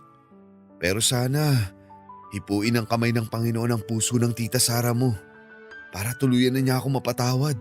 Yan din ang araw-araw kong dalangin, Mario. Wala naman pong imposible sa Diyos, Nanay, Tatay. Basta magdasal lang po tayo sa magagawa niya. Tama ka, anak. Kaya nga, gabi-gabi bago kami matulog ng tatay mo, laman ng dasal namin bukod sa kaligtasan ng pamilya natin, magkaroon din tayo ng sariling bahay kung saan magiging ligtas tayo. Hindi ko alam kung mangyayari yun pero magsisikap kami ng tatay mo. Pinapangako namin yan, anak. Naniniwala po ako na balang araw matutupad po ang pangarap natin dahil hindi po tayo susuko. Papadudot kahit po pumayag si Tita Sara na patuloyin kami sa bahay nila pansamantala. Alam ko po na masama ang loob niya, kahit musmus pa lamang ako noon ay nararamdaman ko po kapag mabait o hindi ang isang tao. Sa kabilang banda ay hindi ko naman siya masisisi dahil merong pinanggagalingan ang sama ng loob niya sa amin ni nanay. Hindi po kasi gusto ni na lolo at lola na magkatuluyan ang mga magulang ko dahil mababa ang tingin nila kay nanay. Kaya nagtanan po sila ni tatay Papadudut. Yun po ang dahilan kung bakit inatake sa puso at namatay ang lolo ko. Para kay Tita Sara, hindi mamalasin ang buhay nila kung hindi nagkakilala sina nanay at tatay. Simula noon ay nagtanim na siya ng sama ng loob sa amin. Bago namatay si lola, nagkapatawaran pa po sila ni tatay pero nanatili ang galit sa amin ni Tita Sara. Sa kabila ng lahat ay thankful pa rin po kami sa kanya dahil pinatuloy niya kami sa bahay nila. Papadudot bagger at bodegero sa isang grocery store ang tatay ko noong araw. Samantalang tendera naman ng candy at sigarilyo si nanay sa terminal ng jeep at tricycle sa lugar namin. Hindi po sila parehong nakatungtong sa kolehiyo. Elementary lamang ang tinapos ni nanay at high school naman si tatay. Kaya malaking factor po yon para mahirapan silang matanggap sa mga ina-applyan nila. Mabuti na lamang dahil matyaga si tatay kaya may tumanggap din sa kanya. Pero kahit salat po kami sa maraming bagay noong araw, mabuti po ang puso ni nanay at tatay. Kahit na anong kaunti na meron kami, hindi nila ako tinuruang magdamot sa kapwa, lalo na kung nangangailangan din ito. Ang laging bukang bibig ng mga magulang ko Higit na pagpapalain ng mga taong nagbibigay kahit na walang-wala sila. Pero hindi naman po laging maganda ang nangyayari sa buhay namin sa kabila ng kahirapan sa mundo. Minsan, naisip ko na unfair din ang Diyos. Kasi bakit kailangan ka pa niyang bigyan ng pagsubok sa buhay na mas matindi pa sa kahirapan na pinagdaraanan mo noong araw? Ang tinutukoy ko po ay nang mapansin naming lumala ang katarata ni nanay. Nalaman din naming diabetic siya kaya naging mabilis po ang pagkalat noon sa mga mata niya dahilan para tuluyan ng lumabo ang paningin niya. Saka nabulag ang isa niyang mata. Hindi naman po namin siya maipa-check up sa doktor at mapaoperahan kung kinakailangan dahil walang-wala kami. Papa Dudu, tuluyan na lang pong tinanggap ni nanay ang kapalaran niya na mawala ng paningin ang kaliwa niyang mata. At lumabo naman ang kanan kahit pa sobrang hirap at sakit sa damdamin niya. Nay! Nandito na po ako galing sa school! Nay? Bakit po kayo umiiyak? May nangyari po ba sa inyo? May masakit po ba? Saan po ang masakit? Wala naman anak. Ayos lang ako. Umiiyak lang si nanay kasi pakiramdam ko wala akong silbi sa pamilya natin dahil inutil na ako. Bulag na ang kaliwang mata ko at malabo naman ang kanan. Ano pang silbi ko, diba? Ni hindi na ako makalabas para makapagtinda. Paano ko pa matutulungan ng tatay mo para kumita ng pera? Nay, hindi po totoo na wala kayong silbi. Kasi inaasikaso niyo pa rin ako sa abot na makakaya niyo eh. Oo nga, pero hindi na katulad ng dati. Madalas nga ako pa ang iniintindi niyo ng tatay mo eh. Malaki na po ako, Nay. 10 years old na po ako. Kaya ko na pong asikasuhin ng sarili ko. Tsaka kapag hindi ko po alam ang gagawin, lagi kayong nandyan para turuan ako. Kaya alam ko na po. Ay, Nay, lagi po namin kayong inaasikaso ni tatay kasi mahal po namin kayo. Tsaka pamilya po tayo, di ba? At ang pamilya, laging nagtutulungan. Kung hindi niyo po kayang gawin ng isang bagay, nakahanda po kami ni tatay para tulungan kayo. Napakaswerte ko na nagkaroon ako ng mabuting anak sa katauhan mo, Bless. At asawa naman sa katauhan ng tatay mo.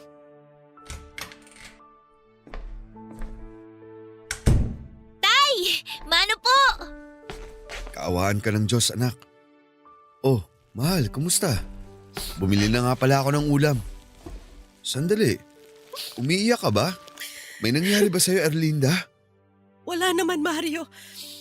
Sinasabi ko lang kay Bless na maswerte ako kasi kayo ang pamilya ko. Sa estado ko ngayon, sigurado kung ibang tao kayo, baka tinakwil niyo na ako. Sobra naman yun kung magkataon. Sinong kadugo ang magagawa ang bagay na yun sa pamilya nila? Hindi ko alam pero nangyayari yan sa ibang tao. Hindi po yun mangyayari sa inyo dahil handa po kami maging mga mata ninyo ni tatay, Nay. Tama ang anak mo. Maraming salamat dahil napakapalad ko sa inyo. Pero gusto ko pa rin makatulong sa pamilya natin. Alam niyo naman ako mananatili lang ako rito sa bahay natin, mababaliw ako. Hindi ako sanay na walang ginagawa. Mario, gusto ko pa rin sanang magtinda. Ay, pwede naman sana kitang samahan kung yan ang gusto mo. Alam ko kasi na mahirap din sa'yo na maging taong bahay lang matapos mong mabulag. Kaya lang may trabaho rin ako, mahal. Gusto mo ba tuwing day off ko na lang? Ayos lang sa akin yun, mahal. Para kahit paano kumita rin ako at nang makatulong din ako sa pambili ng pagkain natin. Ako na lang pong sasama kay nanay. Wala naman po akong pasok kapag Sabado tsaka Linggo, Tay. Sigurado ka ba, Bless? Kaya mo ba? Ang bata mo pa eh. Tay, malaki na po ako. Kaya ko na nga po. Tsaka po, sumasama naman ako dati pag nagtitinda si nanay eh. Kaya alam ko po na miss na rin niya yung mga suki niya doon sa terminal. Hinahanap nga po siya sa akin ni Mang Lito eh. Masungit daw po kasi yung nabibilan nila ng candy tsaka mineral water doon. Kung sakali, pipirmi lang ako doon sa isang tabi. Kung sasamahan ako ng anak natin, siya lang ang titingin kung tama ang bayad at sukli ko sa mga customer. Pero ako pa rin ang magtitinda. Game po ako dyan, Nay! Tay, pumayag na kayo. Hindi ko naman po pababayaan si nanay eh.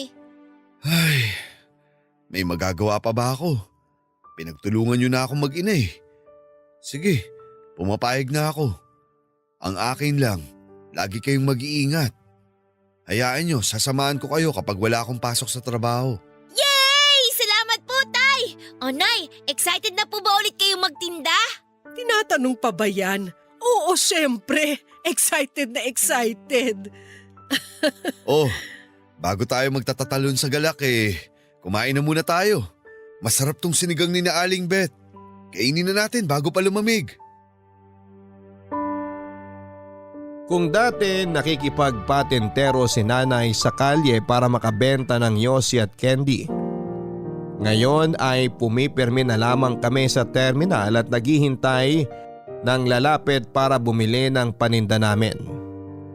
Mababa ang kita kumpara dati pero fulfilling naman sa nanay ko dahil hindi nito nararamdaman na may kapansanan siya at wala siyang silbi. Bali ang siste kapag wala po akong pasok sa school, lalo tuwing araw ng Sabado at Linggo ay sinasamahan ko po ang nanay ko sa pagtitinda. Yun lang din po kasi ang mga araw na pwede siyang lumabas ng bahay na kasama ako. Ako po ang nagsisilbing mga mata ni nanay, ako ang kumukuha ng bayad at nag-aabot ng paninda at si nanay naman ang nag-aalok sa mga ito. Kung hindi po naman nagtitinda ay nagre-repack ang nanay ko ng mga mani at itlog ng pugo na binebenta ko sa school namin, Papa Dudut. Sa loob ng ilang taon ay ganoon ang gawain ko.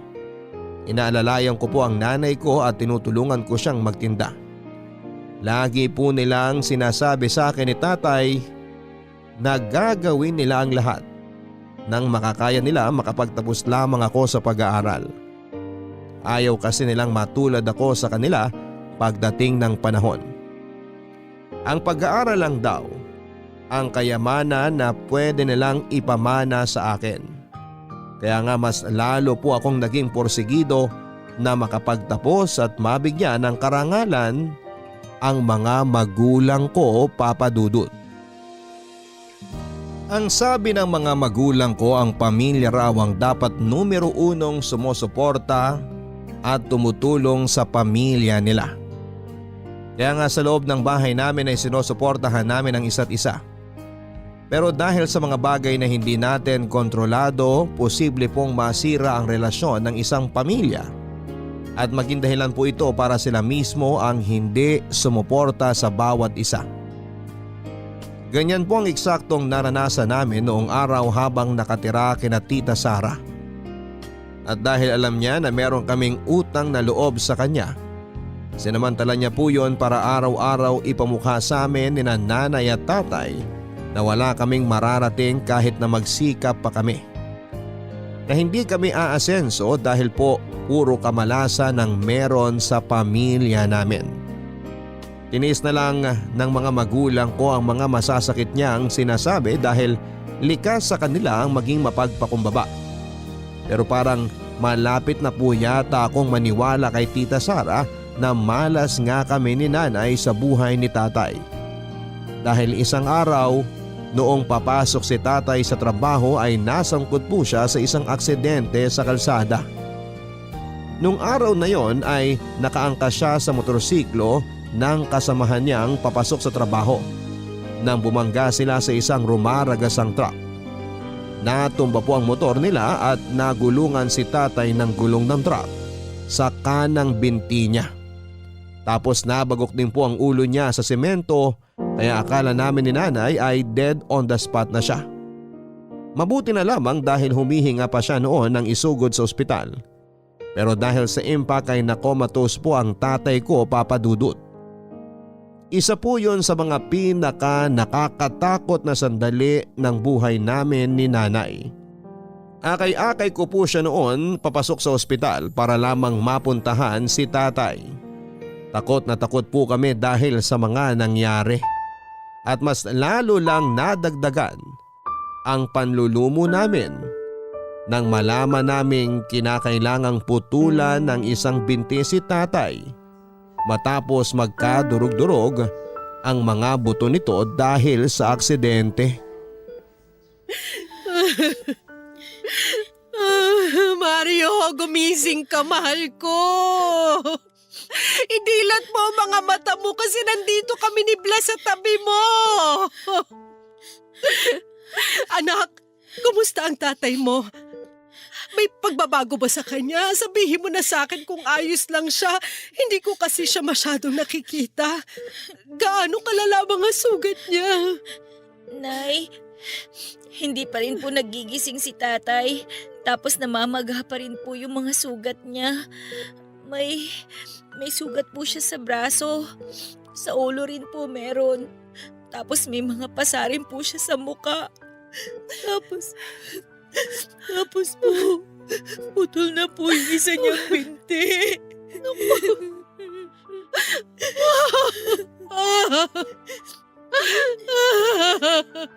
Diyos ko!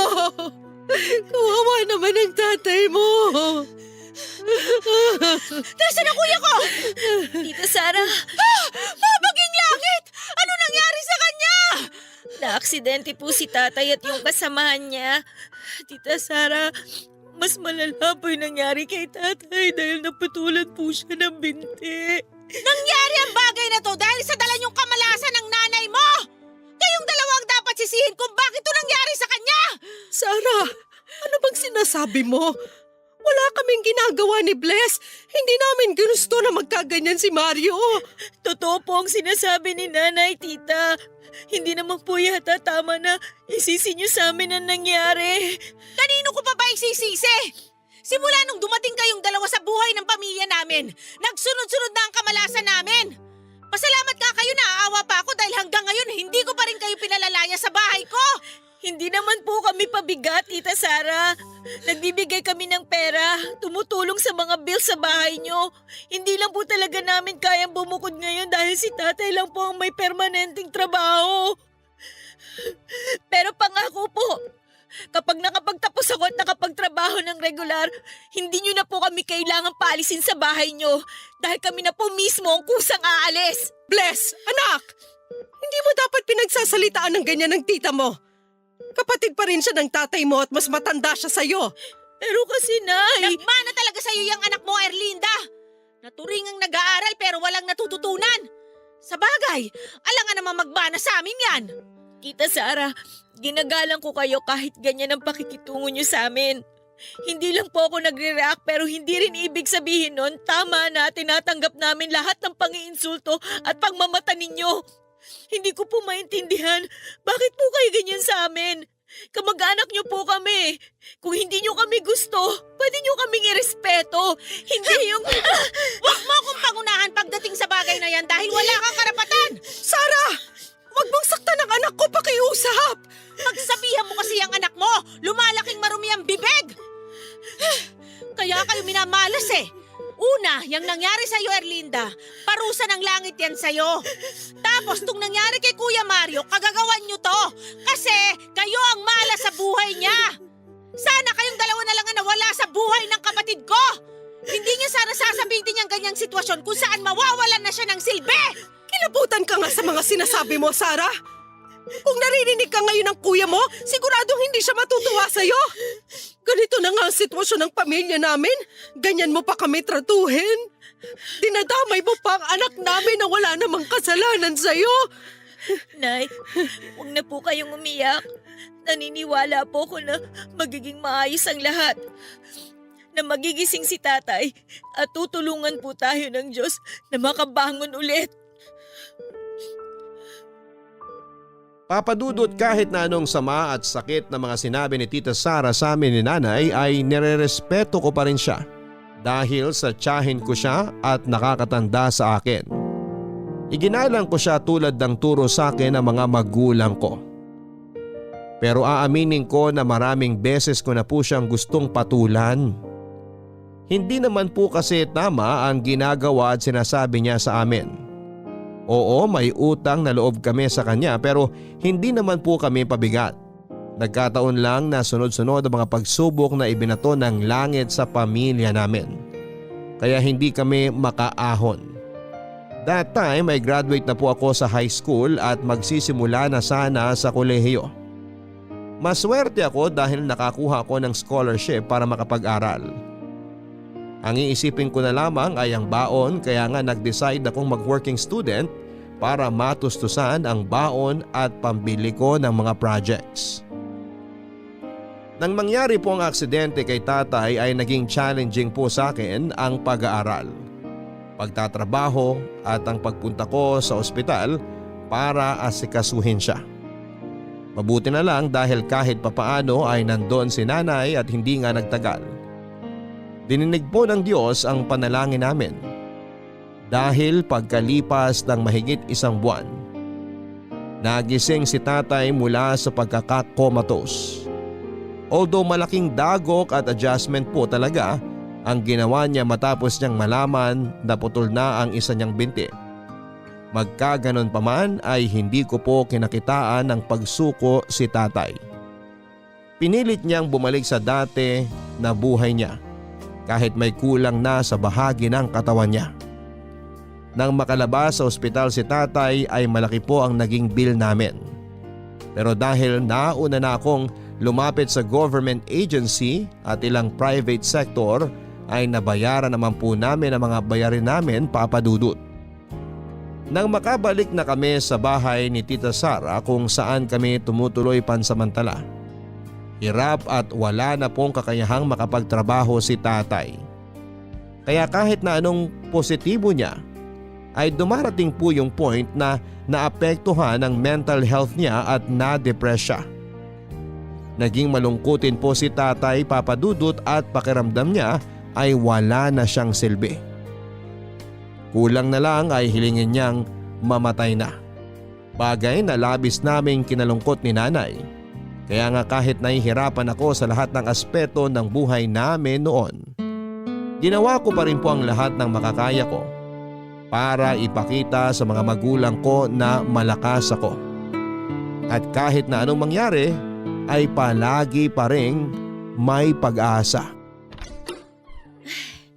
Nay, nandito na po ako! Ay, grabe. Ang haba ng pila sa center kanina. Mabuti na lang nakakuha ko ng mga libreng gamot. Tingnan nyo, may mga vitamins din. Bless, anak. Kausapin mo nga ang tatay mo. Pag alis mo kanina, nagising siya pero sabi niya wala raw siyang ganang bumangon. Hindi ko tuloy alam kung may masakit ba sa kanya o masama ang pakiramdam niya. Pakipuntahan naman siya, anak. Hindi niya rin kasi ako kinakausap. Ganun po ba? Sige po, ako nang bahala kay tatay. Salamat, anak. O tara, Nay. Kapit kayo sa akin para may upo ko na po kayo. Doon tayo sa may lamesa. Ay.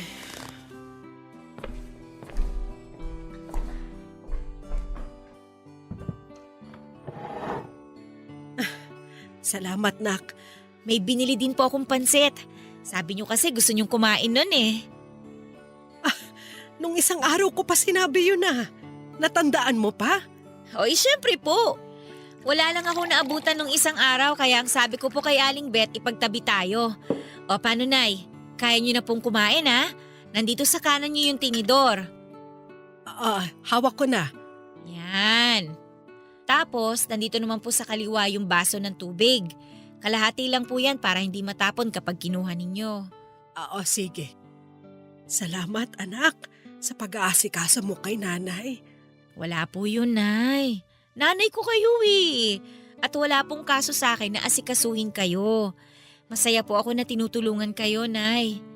O teka, puntahan ko lang po si tatay ha. Check ko lang po kung may masakit sa kanya. Kain lang po kayo dito, Nay ha. Sige, anak. Salamat.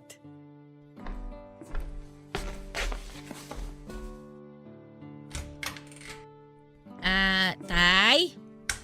Sabi po ni nanay, tanungin ko raw po kayo kung may masakit sa inyo. Kumusta po kayo? Masama po ba ang pakiramdam ninyo? Ayos lang ako, anak. Malungkot lang ako kasi unti-unting pumapasok sa utak ko tong kondisyon ko. Itong pagiging baldado ko. Gustong-gusto kong maghanap buhay para matulungan ka sa mga gastusin natin dito sa bahay pero hindi ko alam paano mag-uumpisa. Kung may tatanggap pa ba sa akin dahil sa kapansanan ko. Hindi nyo naman po kailangang pilitin ang sarili nyo na magtrabaho. Dahil nandito naman po ako. Ako na pong bahala sa inyo ni nanay. Pero napakabata mo pa para karguin kami ng nanay mo. Mabuti sana kung tapos ka na sa pag-aaral. Kaso nakakadagdag pa kami sa mga inaalala mo imbis na pinagtutuunan mo na lang ng pansin ang makagraduate. Pasensya ka na, Bless. Dahil pabigat kami sa'yo. Kami ang mga magulang mo eh. Kami dapat ang nagtataguyod sa'yo bilang anak namin. Pero baliktad na ang sitwasyon. Tay, sabi ko nga kay nanay kanina, walang kaso sa akin na tulungan kayo na alalayan kayo na magtrabaho kahit nag-aaral ako para mabuhay ang pamilya natin. Dahil pamilya tayo. Mahal natin ang isa't isa. Mahal na mahal ko po kayo. Oo nga po, hindi madali ang pinagdadaanan natin dahil sa nangyari sa inyo ni nanay. Pero hindi pa rin po ako nawawala ng pag-asa na isang araw magiging mabuti rin ang kalagayan natin. Na makakapagtapos ako ng pag-aaral. Magkakaroon ako ng maayos na trabaho na pwede akong kumita ng mas malaki kumpara sa sinusweldo ko po ngayon. Tapos, pwede ko na kayong ipa-check up sa espesyalista ni nanay. Sabi kasi sa akin, kailangan sa mas malaking ospital ko kayo dalhin. Anak, salamat ha. Dahil hindi ka nagsasawa sa amin ng nanay mo. Tunay na biyaya ka na mula sa langit. Hindi po ako perpektong anak, Tay. Alam niyo yan ni nanay. Pero gagawin ko po ang lahat para sa inyo. Kayo po ang inspirasyon ko sa buhay. Papadudot, ipinagpatuloy ko pa rin po ang pag-aaral habang nagtatrabaho ng mga panahon na yon. Sinolo ko na rin po ang responsibilidad na alagaan ang mga magulang ko at sustentuhan katulad ng ginawa nila sa akin noong bata pa ako. Mahal na mahal ko po sila at hindi ko maaatim. Naabandonahin ng mga taong nagdala sa akin sa mundong ito kahit na laging sinasabi ni Tita Sara na wala na silang silbi at sinumpa ng langit ang pamilya namin. Naniniwala po ako at nananalig na nasa likod pa rin namin ang Panginoong Diyos.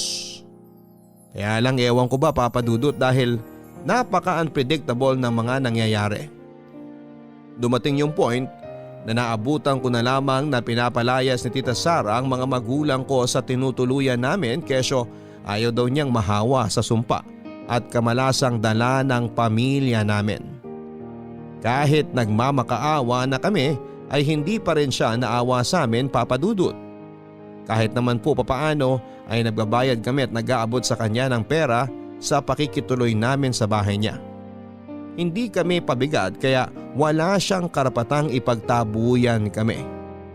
Sa huli ay pinili ko na lamang na ilayo sa poder niya ang mga magulang ko. Pero dahil sa lito at windang ako ng mga panahon na yon, bukod sa walang-wala rin kami matapos masaid ang pera ko sa mga projects sa school, imbis na makapagrenta ng matinong tutuluyan ay sa ilalim po kami ng tulay na tulog ni nanay at tatay. Hindi po sapat ang kinikita ko sa pagiging service crew para makakuha kaagad kami ng desenteng tutuluyan ni nanay at tatay pero sabi nila wala naman daw pong kaso kung tumira muna kami sa ilalim ng tulay kasama ng mga pulubi. Hindi naman sila maselan at alam nila ang lasa ng kahirapan. Nang mga panahon na yon kahit tutol ang puso ko ay wala akong nagawa Papadudot. Mabuti na lamang dahil mababait ang mga tao roon kaya naiiwan ko sa kanilang mga magulang ko kapag papasok na ako sa school o sa trabaho. Kung ako ang tatanungin, hindi po ganong klase ng buhay ang pangarap ko para kina nanay at tatay. Gusto ko ay ligtas sila at komportable sa pagtanda nila. Gusto ko rin silang may pa-check up dahil pareho na silang may kapansanan. Kaso ay kulang pa rin po ang kakayahan ko ng panahon na yon. Wala ring sumusuporta sa aming ibang kamag-anak. Natutuhan ko na lamang na huwag lumapit sa kanila dahil baka maulit muli ang ginawa sa amin ni Tita Sara. Sa kabila ng hirap na pinagdaanan namin, nanatiling positibo ang mga magulang ko. Lagi nilang sinasabi na hindi porke may kapansanan sila ay wala na silang kakayahang kumita ng pera. Noong una ay hindi ko po yun maunawaan. Pero isang beses ay inabutan nila ako ni tatay ng pamasahe para hindi na raw ako maglakad papasok sa trabaho ko. Minsan kapag short ako ay sila na rin ang bumibili ng pagkain namin. Hindi ko po alam kung paano sila nagkaroon ng pera hanggang isang araw ay nalaman ko ang sagot sa tanong ko.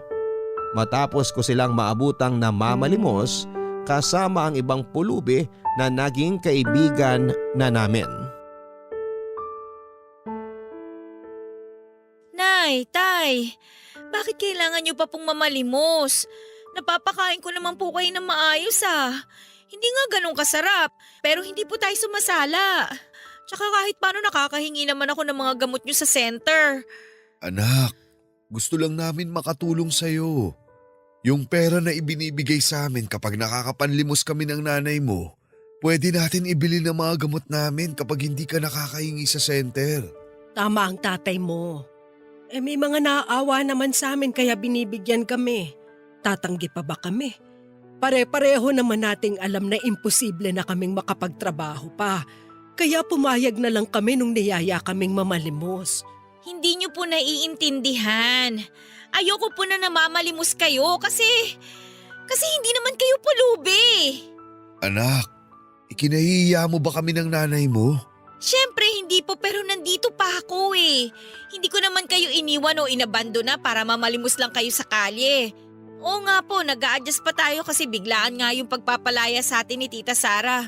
Pero papasaan din po at makakaipon ako ng pang-down sa lilipatan nating bahay. Naiintindihan naman namin yun, Nak. Pero alam din namin ng tatay mo na nahihirapan ka na napapagod ka na rin. Kahit hindi mo sabihin, ramdam namin na napapagod ka na. Nung isang gabi, narinig namin na umiiyak ka. Bilang magulang, parang pinupukpok ng libo-libong martilyo ang puso namin kasi wala kaming magawa para makatulong sa'yo. Oo, nagsisikap ka. Nakikita namin yun, Bless.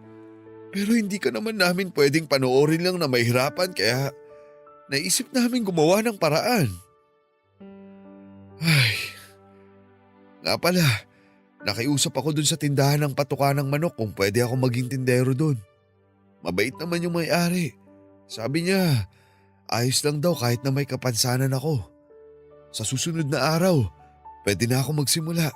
Tay, kung magtatrabaho kayo, sino na lang ang magbabantay kay nanay? Kaya ko naman ang sarili ko, Nak. Nandyan naman ang pamilya ni Mirna. Kasama yung mga anak niya, inaalalayan nila ako. Pero ayoko pa rin po na mamalimos kayo, Nay. Paano kung may mangyaring masama sa inyo? Paano kung masagasaan kayo? Paano kung pagtawanan nila kayo imbis na kaawaan? Tsaka tay, kayo rin. Hindi ba kayo mahihirapan yan? Alam ko po yung sinasabi niyong tindahan ng patuka ng manok. Nadadaanan ko yon tuwing papasok ako sa trabaho. Marami po silang customer araw-araw. Pero walang nagtatagal na trabahador dahil mahirap yung ginagawa nila doon. Mabait yung among lalaki, pero hindi yung anak niya. Sabi nila matapobre daw yun. Sa palagay niyo ba tatratuhin kayo ng maayos? Mahihirapan lang po kayo kapag nagtrabaho kayo doon. Please naman po.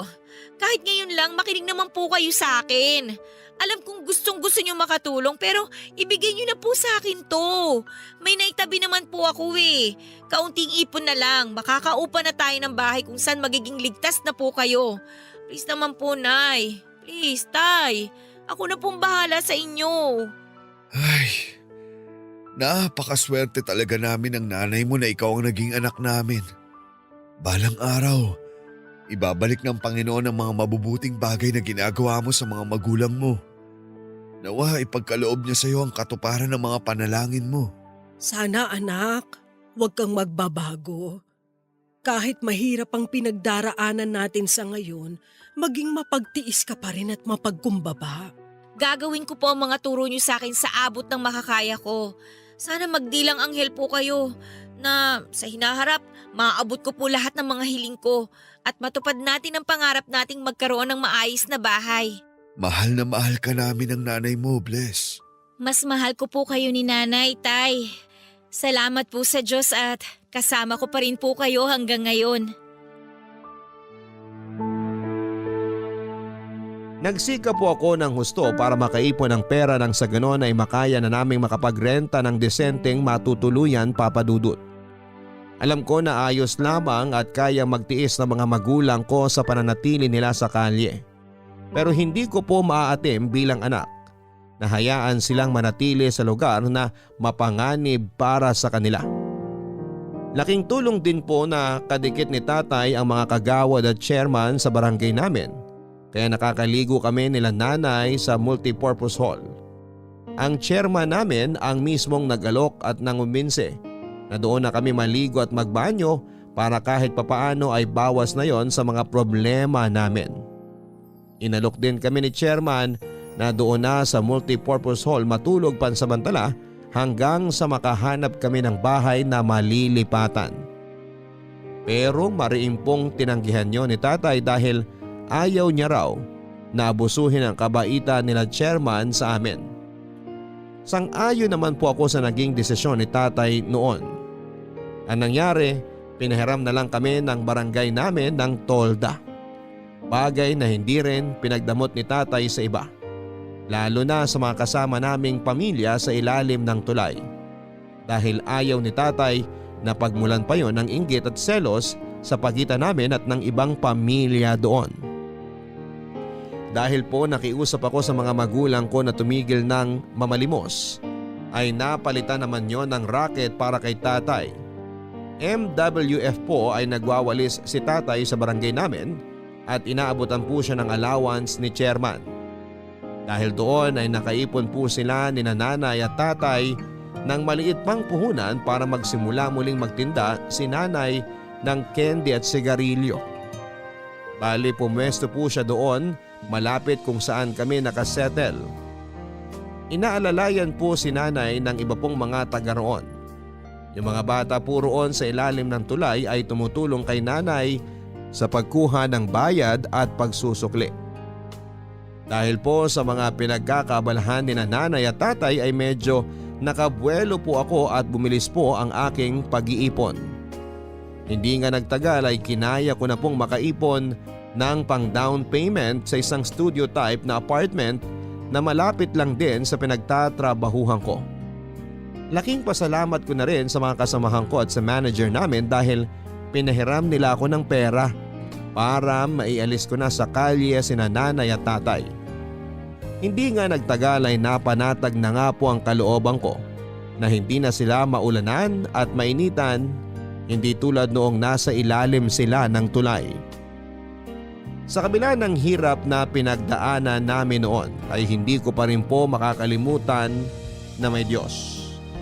Laging sinasabi sa akin ng mga magulang ko na meron at meron pa rin pong dahilan para magpasalamat sa Kanya kahit natingin natin ay puro kamalasan at pangit ang nangyayari sa buhay natin. Kaya nga kapag may pagkakataon ay pumupunta kami sa simbahan ng mga magulang ko para personal na magdasal sa Kanya. Lagi rin nilang pinapaalala sa akin ang kahulugan ng pangalan ko, Papa Dudut. Bagay na naging dagdag inspirasyon ko para hindi mawala ng pag-asa. Mapalad ako dahil kasama ko pa rin sina nanay at tatay. Sila po ang kayamanan ko at kapahingahan sa magulo at mahirap na mundong ito. At kapag nagkwekwentuhan kami ay lagi kong sinasabi sa kanila na tutuparin ko ang pangarap nila na magkaroon kami ng sariling bahay, bagay na simula pa lamang ay pinagkait na sa amin. Alam mo ba kung bakit Bless ang ipinangalan namin sa'yo ng nanay mo? Dahil blessing po ako. Bata pa lang po ako, lagi nyo nang sinasabi sa akin ang ibig sabihin ng pangalan ko, Tay. Kahit sa panaginip ko, alam ko po ang sagot sa tanong nyo. Blessing ka nga para sa amin, anak. Kasi matagal ka naming hiniling at pinanalangin sa Diyos. Akala kasi namin noon, hindi na kami bibiyayaan ng anak. Noong suwayin namin ang mga magulang ko at nagtanan kami ng nanay mo, may punto na nagsisi kami dahil nabastos namin sila. Pero naduwag kaming humingi ng tawad, lalo na ako. Kahit matapos mamatay ng tatay ko dahil sa ginawa namin. Kaya nga sinigurado ko na makahingi ako ng paumanin sa lola mo bago siya pinagpahinga ng Diyos. Pero anak, wala akong pinagsisisihan na dumating kayo ng nanay mo sa buhay ko. Akala ko sinumpa na kami na hindi na magkakaroon ng anak. Pero dumating ka pa rin. Ikaw ang katuparan ng aming hiling at biyayang ipinagkaloob sa amin. Napakabata mo pa pero marami ka ng pinagdaanan. Pero sa kabila ng lahat, kinaya mo. Sobrang proud kami ng tatay mo sa iyo, Bless. Alam mo ba, lagi kang binibida ng tatay mo dyan sa mga kapitbahay natin. Napakaswerte namin kasi nagkaroon kami ng anak sa katauhan mo. Hindi mo kami pinabayaan o inabandona, lalo na noong pareho kami nagkaroon ng kapansanan. Hindi ko po maaatim na itakwil kayo ni tatay, Nay. Dahil parang hindi ko na rin sinunod yung 5 utos ng Diyos na nakasaad sa Biblia. Ang sabi sa sermon ng pari sa simbahan nung nakaraang linggo, pinagpapala ng Diyos ang mga anak na hindi lumalapastangan sa mga magulang nila. Ibig sabihin, mas binibigay sa kanila yung katuparan ng mga hiling nila dahil mabuti silang anak. Ay, hindi po ako perpekto, alam niyo yan. At napakahirap po na maging mabuting tao. Kaya sa abot po ng magagawa ko, talagang kinakaya ko pong magpakabuti. Salamat po kasi nandyan kayo ni Tatay, Nay, para laging ipaalala sa akin yung mga bagay na nakakalimutan ko. Lalo na po kapag pagod na ako sa trabaho at pag-aaral. Aminado naman po ako na may pagkareklamador din po ako, pero ang tiyaga niyo po sa akin bilang anak ninyo. Matyaga ka rin naman sa amin ng nanay mo, nak. Normal na mapagod tayo, anak. Sino ba namang tao ang hindi napapagod, di ba? Kaya nga ang importante na kapag nakakaramdam tayo ng kapaguran sa mga bagay na ginagawa natin, magpahinga tayo. Hindi naman titigil ang pag-ikot ng mundo kapag pumirmi tayo sa isang tabi para huminga. Pero hindi rin ibig sabihin na hayaan nating mapag-iwanan na tayo. Siguro, mahirap pang makita yung mga bagay na nagagawa mo sa ngayon. Madalas, akala mo walang nangyayari pero meron naman pala. Kapag huminto ka pansamantala, doon mo maiisip na malayo-layo na rin ang narating mo at nagawa sa buhay. Saka sino ba ang may sabi na kapag nagkaroon ka ng magarang bahay o sasakyan, kapag marami kang pera o mamahaling gamit, matagumpay ka na sa buhay? Lahat ng yun luho lang, anak. Hinding-hindi yun magiging basehan ng tagumpay o pagkabigo ng isang tao. Kung ganun po, ano po bang basihan para masabing matagumpay ang isang tao? Ang tagumpay para sa amin ng nanay mo yung kapag naibabahagi mo to sa ibang tao. Kaya nga kahit walang-wala rin tayo, kapag may sobra, i-share natin sa tulad nating nangangailangan din. Para sa amin ng tatay mo, tagumpay na matatawag yung mga aral na natutunan natin mula sa mga karanasan natin sa buhay. Yung mga pagsubok na kinaya at nalagpasan natin. Yung palaging umaasa na magiging mabuti rin ang lahat sa kabila ng mga pangit na nangyayari. Yun ang tagumpay, anak. Hindi man yun mapansin agad ng mga tao sa paligid mo, pero hindi ibig sabihin wala na yung halaga. Sana, Bless, kung ano man yung mga napagdaanan mo, pahalagahan mo.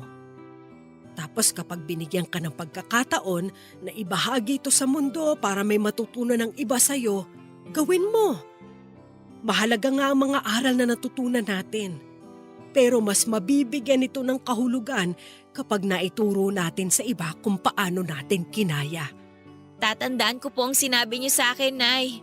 At sisiguraduhin ko po na may tuturo ko ito sa ibang tao, lalo na yung mga nangangailangan po ng makarinig nito. Pwede po ba akong mag-request? Oh, ano yun? Sige lang, sabihin mo, anak. Pwede po bang payakap sa inyong dalawa? Namimiss ko na po kasi kayong yakapin ng mahigpit eh. Ang anak nating to talaga. Malambing pa rin kahit malaki na. Siyempre po, kahit na malaki na ako pa rin po ang baby ninyo.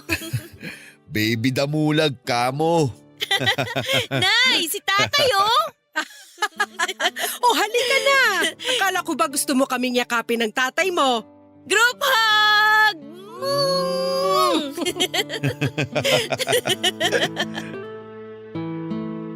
Gamit ang purong determinasyon, mas naging malapit po ako sa pagtupad ng pangarap ko, Papa Dudut, na makapagtapos ng college.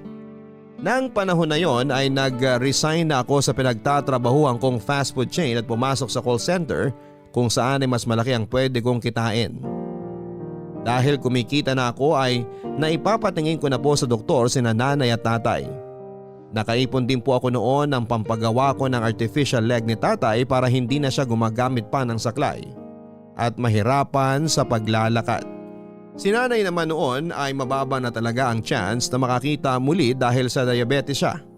Pero kahit papaano ay nabibilhan ko na po siya ng kailangan niya tulad ng gatas na para sa mga taong diabetic. Kaya lang, Papa Dudut, aaminin ko na noong magsimula akong kumita ng pera, mas lalo po akong nag-ambisyon na kumita pa ng mas malaki sa kinikita ko. At para mangyari yon ay huminto po ako sa pag-aaral. Hindi po sinang-ayunan nyo ng mga magulang ko pero desidido po ako na mag full time sa trabaho. Nag-focus po ako sa trabaho at nagpatangay po ako sa rumaragasang agos ng pangarap ko. Inabala ko po ang sarili ko sa pagtatrabaho. Goal ko po ang maregular, inambisyon ko pong ma-promote, isa lang ang nasa isip ko. Pag na-promote ako, dagdag sweldo yon. Pag tumaas ang sweldo ko ay mas makakaipon ako. Hindi po ako masyadong nakipagkaibigan sa trabaho. Alam kong hindi yon makakatulong sa akin. Laging tumatakbo sa isipan ko noon na kapag nabarkada ko ay siguradong mapapagastos ako. Kaya bahay, trabaho, overtime. Bahay ang naging routine ko. Sinisikap ko po na magbaon araw-araw dahil ayoko pong gumastos ng malaki para sa pagkain ko sa trabaho. Madalas si tatay ang nagluluto ng baong ko dahil sobrang pagod na akong gumawa ng iba pang mga bagay sa bahay. Hindi po naging madali ang pinagdaanan ko at malaki ang pinagbago ko ng panahon na yon. Isa na doon ay nawalan ako ng oras at panahon sa mga magulang ko dahil mas inuna ko ang pangarap kong makakuha kami ng sarili naming bahay. Para akong kabayong nakapiring sa karera, Papa Dudut. Takbo lang ako ng takbo, papalapit sa finish line ko. Ang regularization at promotion sa trabaho ang goal ko. Dahil sa sipag at dedikasyon ay na-regular at na-promote ako. Tumaas ang sahod ko at nagka-benefits ako. Yun din po talaga ang habol ko. Ang benefits na ibibigay ng kumpanya para sa mga regular na empleyado nila. Ginamit ko po kaagad ang benepisyo kong yon at doon po ako nakapag-loan ng bahay. Nakakuha po ako ng bahay sa Laguna. Nakakatuwa din yung call center na pinasukan ko kasi may pa-shuttle service sila mula sa site hanggang sa terminal ng bus pa Laguna. Laking ginhawa po sa akin na hindi ko masyadong iisipin at hindi ko rin ininda ang biyahe papasok sa trabaho at pauwi sa bago naming bahay. Sa kagustuhan kong kumita ng husto, habang ginagawa yung bahay namin, pinalagyan ko po ng abang na kwarto. Gusto ko po sana kasing paupahan para sa mga gustong mag-bed space. Plano ko po na palagyan ng 4 na double deck ang kwarto at paupahan yon kada kama. Nagpalagay din po ako ng maliit na common area para sa mga bed spacers na nakahiwalay din po sa amin ni nanay at tatay. Bali sa gilid po ng bahay ang pasukan ng kwarto ng mga bed spacer. Iwalay po sa main door ng bahay namin. Plinano ko pong maigi ang lahat para maging komportable sina nanay at tatay at sa wakas nga, Papa Dudut, naibigay ko na sa mga magulang ko yung ultimate dream ko. Ang magkaroon sila ng sarili nilang bahay. Sa pagpundar ko ng lahat ng yan, kapalit ay oras na ipinagkait ko sa aking mga magulang. dahil iniisip ko na para sa kanila naman ang lahat ng ginagawa ko. Kaya ano ba naman yung iisang tabi ko saglit para makapag-focus ako sa goal namin, ang oras ko sa pamilya. Ngunit nawala sa isip ko na kasabay ng panahon ay tumatanda na rin ang mga magulang ko. Sa mga taong hinahabol ko, ang pangarap ko ay ilang pagpapalit edad din ni nanay at tatay ang kasabay noon. Bigla na lamang po akong sinampal ng katotohanan na nauubusan na pala ako ng panahon. Hindi sa pag-abot ng mga pangarap ko, kundi nauubusan ako ng oras para sa mga magulang ko. Kaya papadudot kasabay ng pangarap at katuparan na makakuha ako ng bahay ay bigla naman pong namatay si nanay.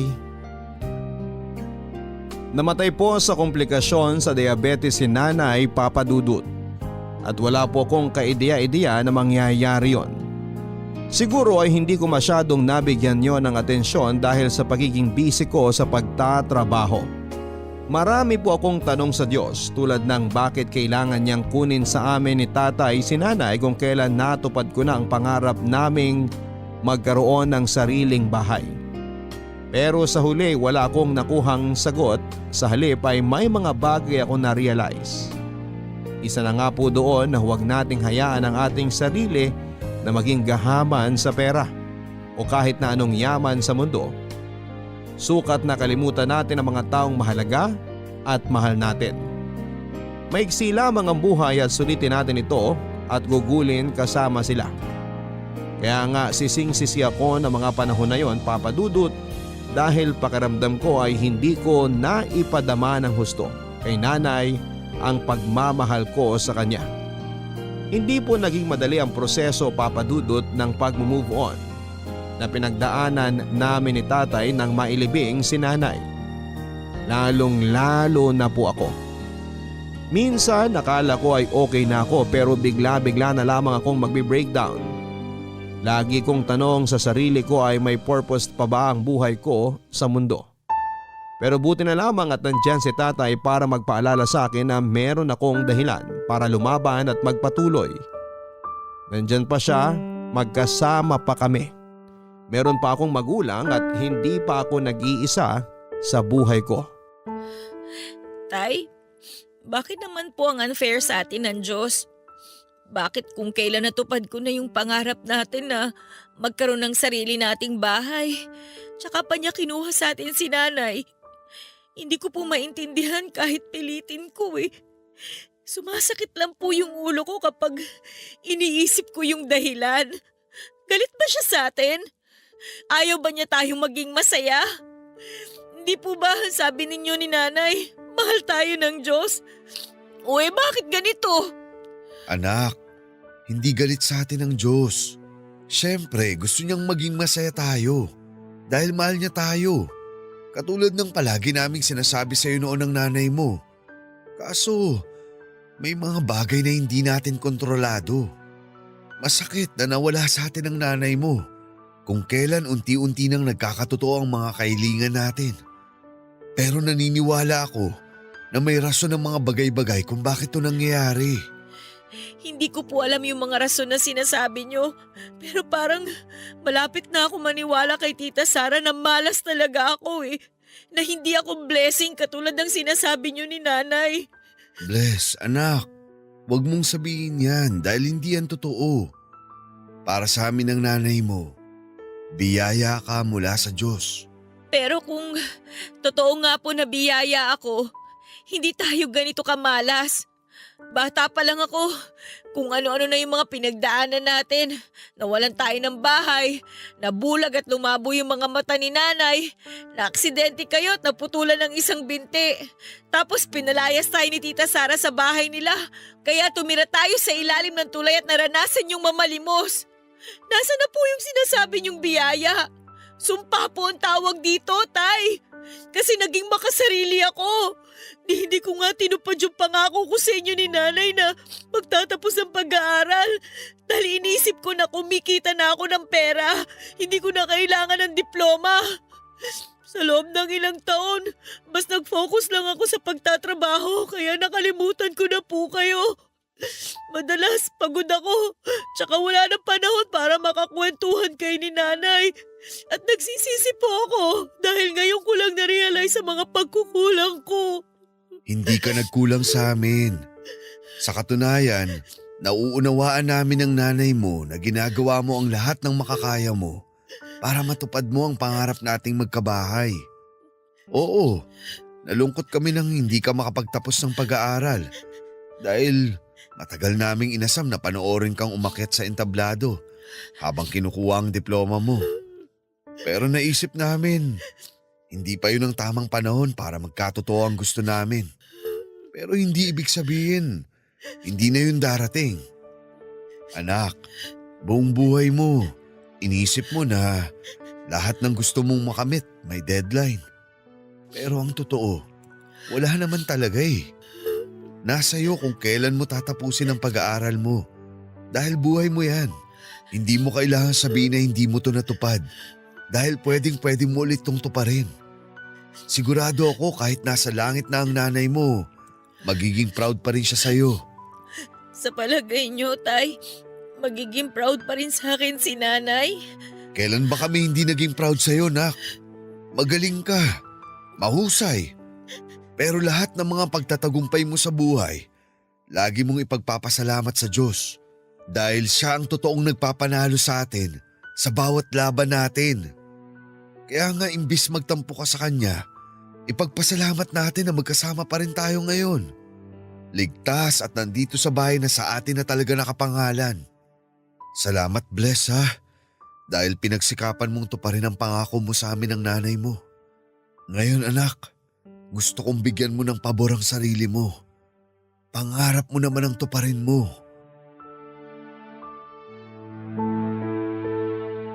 Papadudot, dahil sa usapan naming yon ni tatay ay na-inspire po akong tapusin ang kursong iniwan ko. Alam ko na simulat sa pool ay isa sa mga pangarap nila nanay para sa akin ang makapagtapos ng pag-aaral. Kaya nga upang mabigyan ng kaligayahan si tatay ay pinagpatuloy ko po ang pag-aaral na may matibay na layunin sa dibdib ko na makapagtapos. Pinagsabay ko po ang pag-aaral sa pagtatrabaho. Kahit na mahirap ay nagpatuloy lamang po ako. Sa tulong at sa awa naman ng Diyos, nakapagtapos ako at nakamit ko ang mga pangarap na diploma sa aking mga magulang. Hindi nagtagal ay nakapasok ako ng trabaho na may kinalaman sa tinapos ko. Kaya feeling ko ay malaki talaga ang nilevel up ko noon, papadudot. Dahil na rin po nagsunod-sunod ang magagandang kapalaran sa buhay namin, naging maayos po ang kalusugan ni tatay at muli siyang nagsabi na gusto niyang magnegosyo para makatulong sa akin at para may pinagkakaabalahan naman siya. Bagay na sinuportahan ko naman po. Ako po ang namuhunan, papadudot, sa plano ni tatay na talyer since may alam naman siya sa pagmemekaniko. At nagalak naman po ang puso ko dahil nakita ko siyang masaya sa ginagawa niya. Kapag nagkwekwentuhan kami ay lagi niyang sinasabi sa akin na binigyan ko raw ng purpose ang buhay niya. Nagpasalamat din ako sa kanya at sinabi ko na kahit sa susunod na buhay ay paulit-ulit ko pa rin sila ang paglilingkuran ni nanay bilang mga magulang ko. Tay, hindi pa rin po ako makapaniwala na sunod-sunod yung blessing natin. Una, itong bahay. Tapos nakapagtapos ako ng college at nabuksan natin yung talyer ninyo. Kung mahihilingin man ako sa Diyos, sana po pahabain niya ang buhay natin para magkasama pa po tayo ng matagal. Naniniwala ako na pakikinggan niya ang hiling mo. Dahil mabuti kang anak, Bless. Salamat po, Tay. Kasi lagi niyong pinapaalala sa akin yung mga ganyang bagay, lalo kapag nakakalimot ako. Kahit wala na si nanay, nandiyan naman kayo para maging magulang ko. Hindi lang ako ang blessing niyo dahil kayo rin po ang blessing ko. Walang anuman. At salamat din kasi nandyan ka. Binigyan mo ng direksyon ng buhay ko, anak. Kahit nung pinanganak ka, binigyan mo ng kaligayahan ang pagsasama namin ng nanay mo. Wala na kaming mahihiling sa Diyos dahil ikaw na ang katuparan sa lahat ng pangarap namin sa buhay. Ay, sabi ko naman sa'yo, magpatuloy ka lang. Magtiis at huwag sumuko. Papasan pa ba lahat ng pinaghirapan mo? Makakamit mo rin ang resulta balang araw. Alam mo nak, proud na proud kami sa'yo ng nanay mo. Ang sarap mong panooring nagtatagumpay sa buhay. Kung wala kayo at walang awa ng Diyos, hindi po ako magtatagumpay sa buhay, Tay. Hindi ko po makakamit yung mga pangarap ko ng ako lang dahil sino lang ba ako, di ba? Tao lang ako, nagrereklamo, naiinis, tsaka naiinip. Normal na makaramdam tayo ng pagrereklamo, pagkainis o pagkainip kapag hindi kaagad natin nakikita yung bunga o resulta ng mga pinaghirapan natin. Alam mo, nung bata ako, mas malala pa nga ang ugali ko dahil sinasagot ko pa noon ng mga magulang ko. Pinagsisihan ko na at hiningi ng tawad sa Diyos kung nalapastangan ko man sina nanay at tatay. At yung lahat ng mga mali ko sa nakaraan, nagsilbing leksyon sa akin para mas mapabuti ang sarili ko. Mabuti po kayong magulang sa akin ni Nanay, Tay. Kaya sana wag niyo nang sisihin ang sarili niyo sa mga kasalanan na nagawa niyo sa nakaraan dahil hindi na po natin yun maibabalik. Ang mahalaga, humingi kayo ng tawad sa mga taong nasaktan ninyo at ginagawa ninyo ang makakaya nyo para po magbago. Sabi niyo sa akin noon, bigyan ko ng pabor ang sarili ko. Kaya po ngayon sasabihin ko rin po yun sa inyo. Patawarin niyo na po ang dating kayo, Tay. Lahat ng tao nagkakasala. Pero hindi habang buhay, dadalhin natin ang mga kasalanan natin dahil mahihirapan po tayo makamove on. Sabi niyo nga po, may dahilan ng mga bagay kung bakit sila nangyayari sa atin. At kung sa palagay ninyo, alam niyo na ang mga dahilang yun, magiging aral na sila sa buhay ninyo. Na kung may pagkakataon, pwede niyong i-share sa iba para may matutunan din po sila. Di ba Tay, sabi niyo ni Nanay, mas importante na naibabahagi natin sa iba yung mga natututunan natin kaysa sarilinin lang yun. Hindi natin alam, meron palang iba dyan na kailangan na marinig yun, yung mga karanasan nyo, para magamit nila sa sarili nilang buhay. Diba? Sa ganung paraan po, may inspire natin sila. Hindi ka lang mabuting anak. Matalino ka rin, Bless. Ay, nga pala, tungkol sa mga sinabi mo. Oo, tama ka. Minsan, dapat talaga matuturing makinig ang mga matatanda sa mga bata. Dahil hindi sa lahat ng pagkakataon, alam na namin ang mga bagay-bagay. Salamat anak sa palaging pagpapaalala. Lalo ngayon, tumatanda na ako. Mas madalas na ako nakakalimot. Hinding-hindi po ako magsasawa na magpaalala sa inyo kahit anak niyo ko, Tay.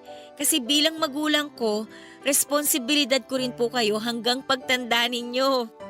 Mahal ko po kayo, Tay. Mahal din kita anak. Alam ko, masaya ang nanay mo dahil nakikita niya na nasa maayos na kalagayan na tayo ngayon. Papa Dudut, marami po akong dapat ipagpasalamat sa Diyos bukod sa mga biyaya at pagtatagumpay sa buhay na pinagkaloob niya sa akin. Dahil ang higit ko pong pinagpapasalamat sa Kanya ay ang pagkakaroon ko ng mga magulang na tulad ni nanay at tatay.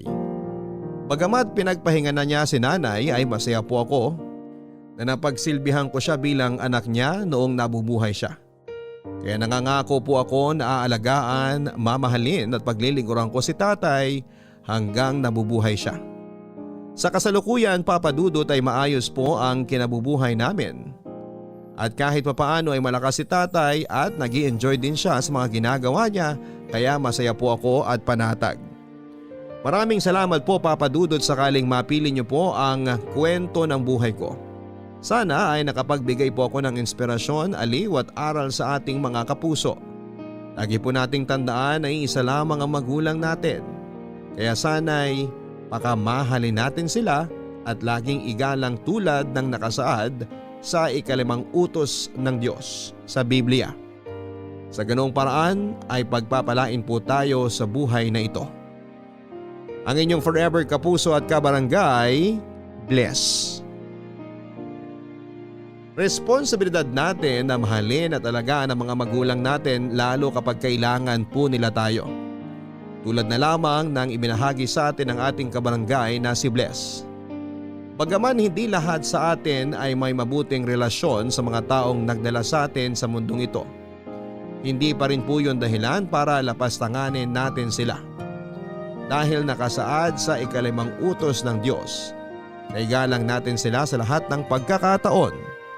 Mga kapuso, magiging magulang din tayo pagdating ng araw at ayaw nating tularan ng mga anak natin ang paraan ng pagtrato natin sa ating mga magulang, lalo na kung hindi pa yon maganda at mabuti. Para naman sa iba nating kabarangay, huwag nating kalimutan na tumatanda na ang mga magulang natin at baka magulat na lamang tayo isang araw na hindi na natin sila kasama kasi naging abala tayo sa sarili nating mga buhay. Hindi po required na lagi natin silang alalahanin, pero huwag naman po natin silang kakalimutan. Hanggang sa muli mga kapuso, ako po ang inyong si Papa Dudut sa mga kwento ng pag-ibig, buhay at pag-asa sa Barangay Love Stories number 1. Mga kwento ng pag-ibig, kwento ng pag-asa at mga kwento ng buhay dito sa Barangay Love Stories. Forever! Nagustuhan ng iyong napakinggan? Ituloy yan via live stream sa www.gmanetwork.com/radio.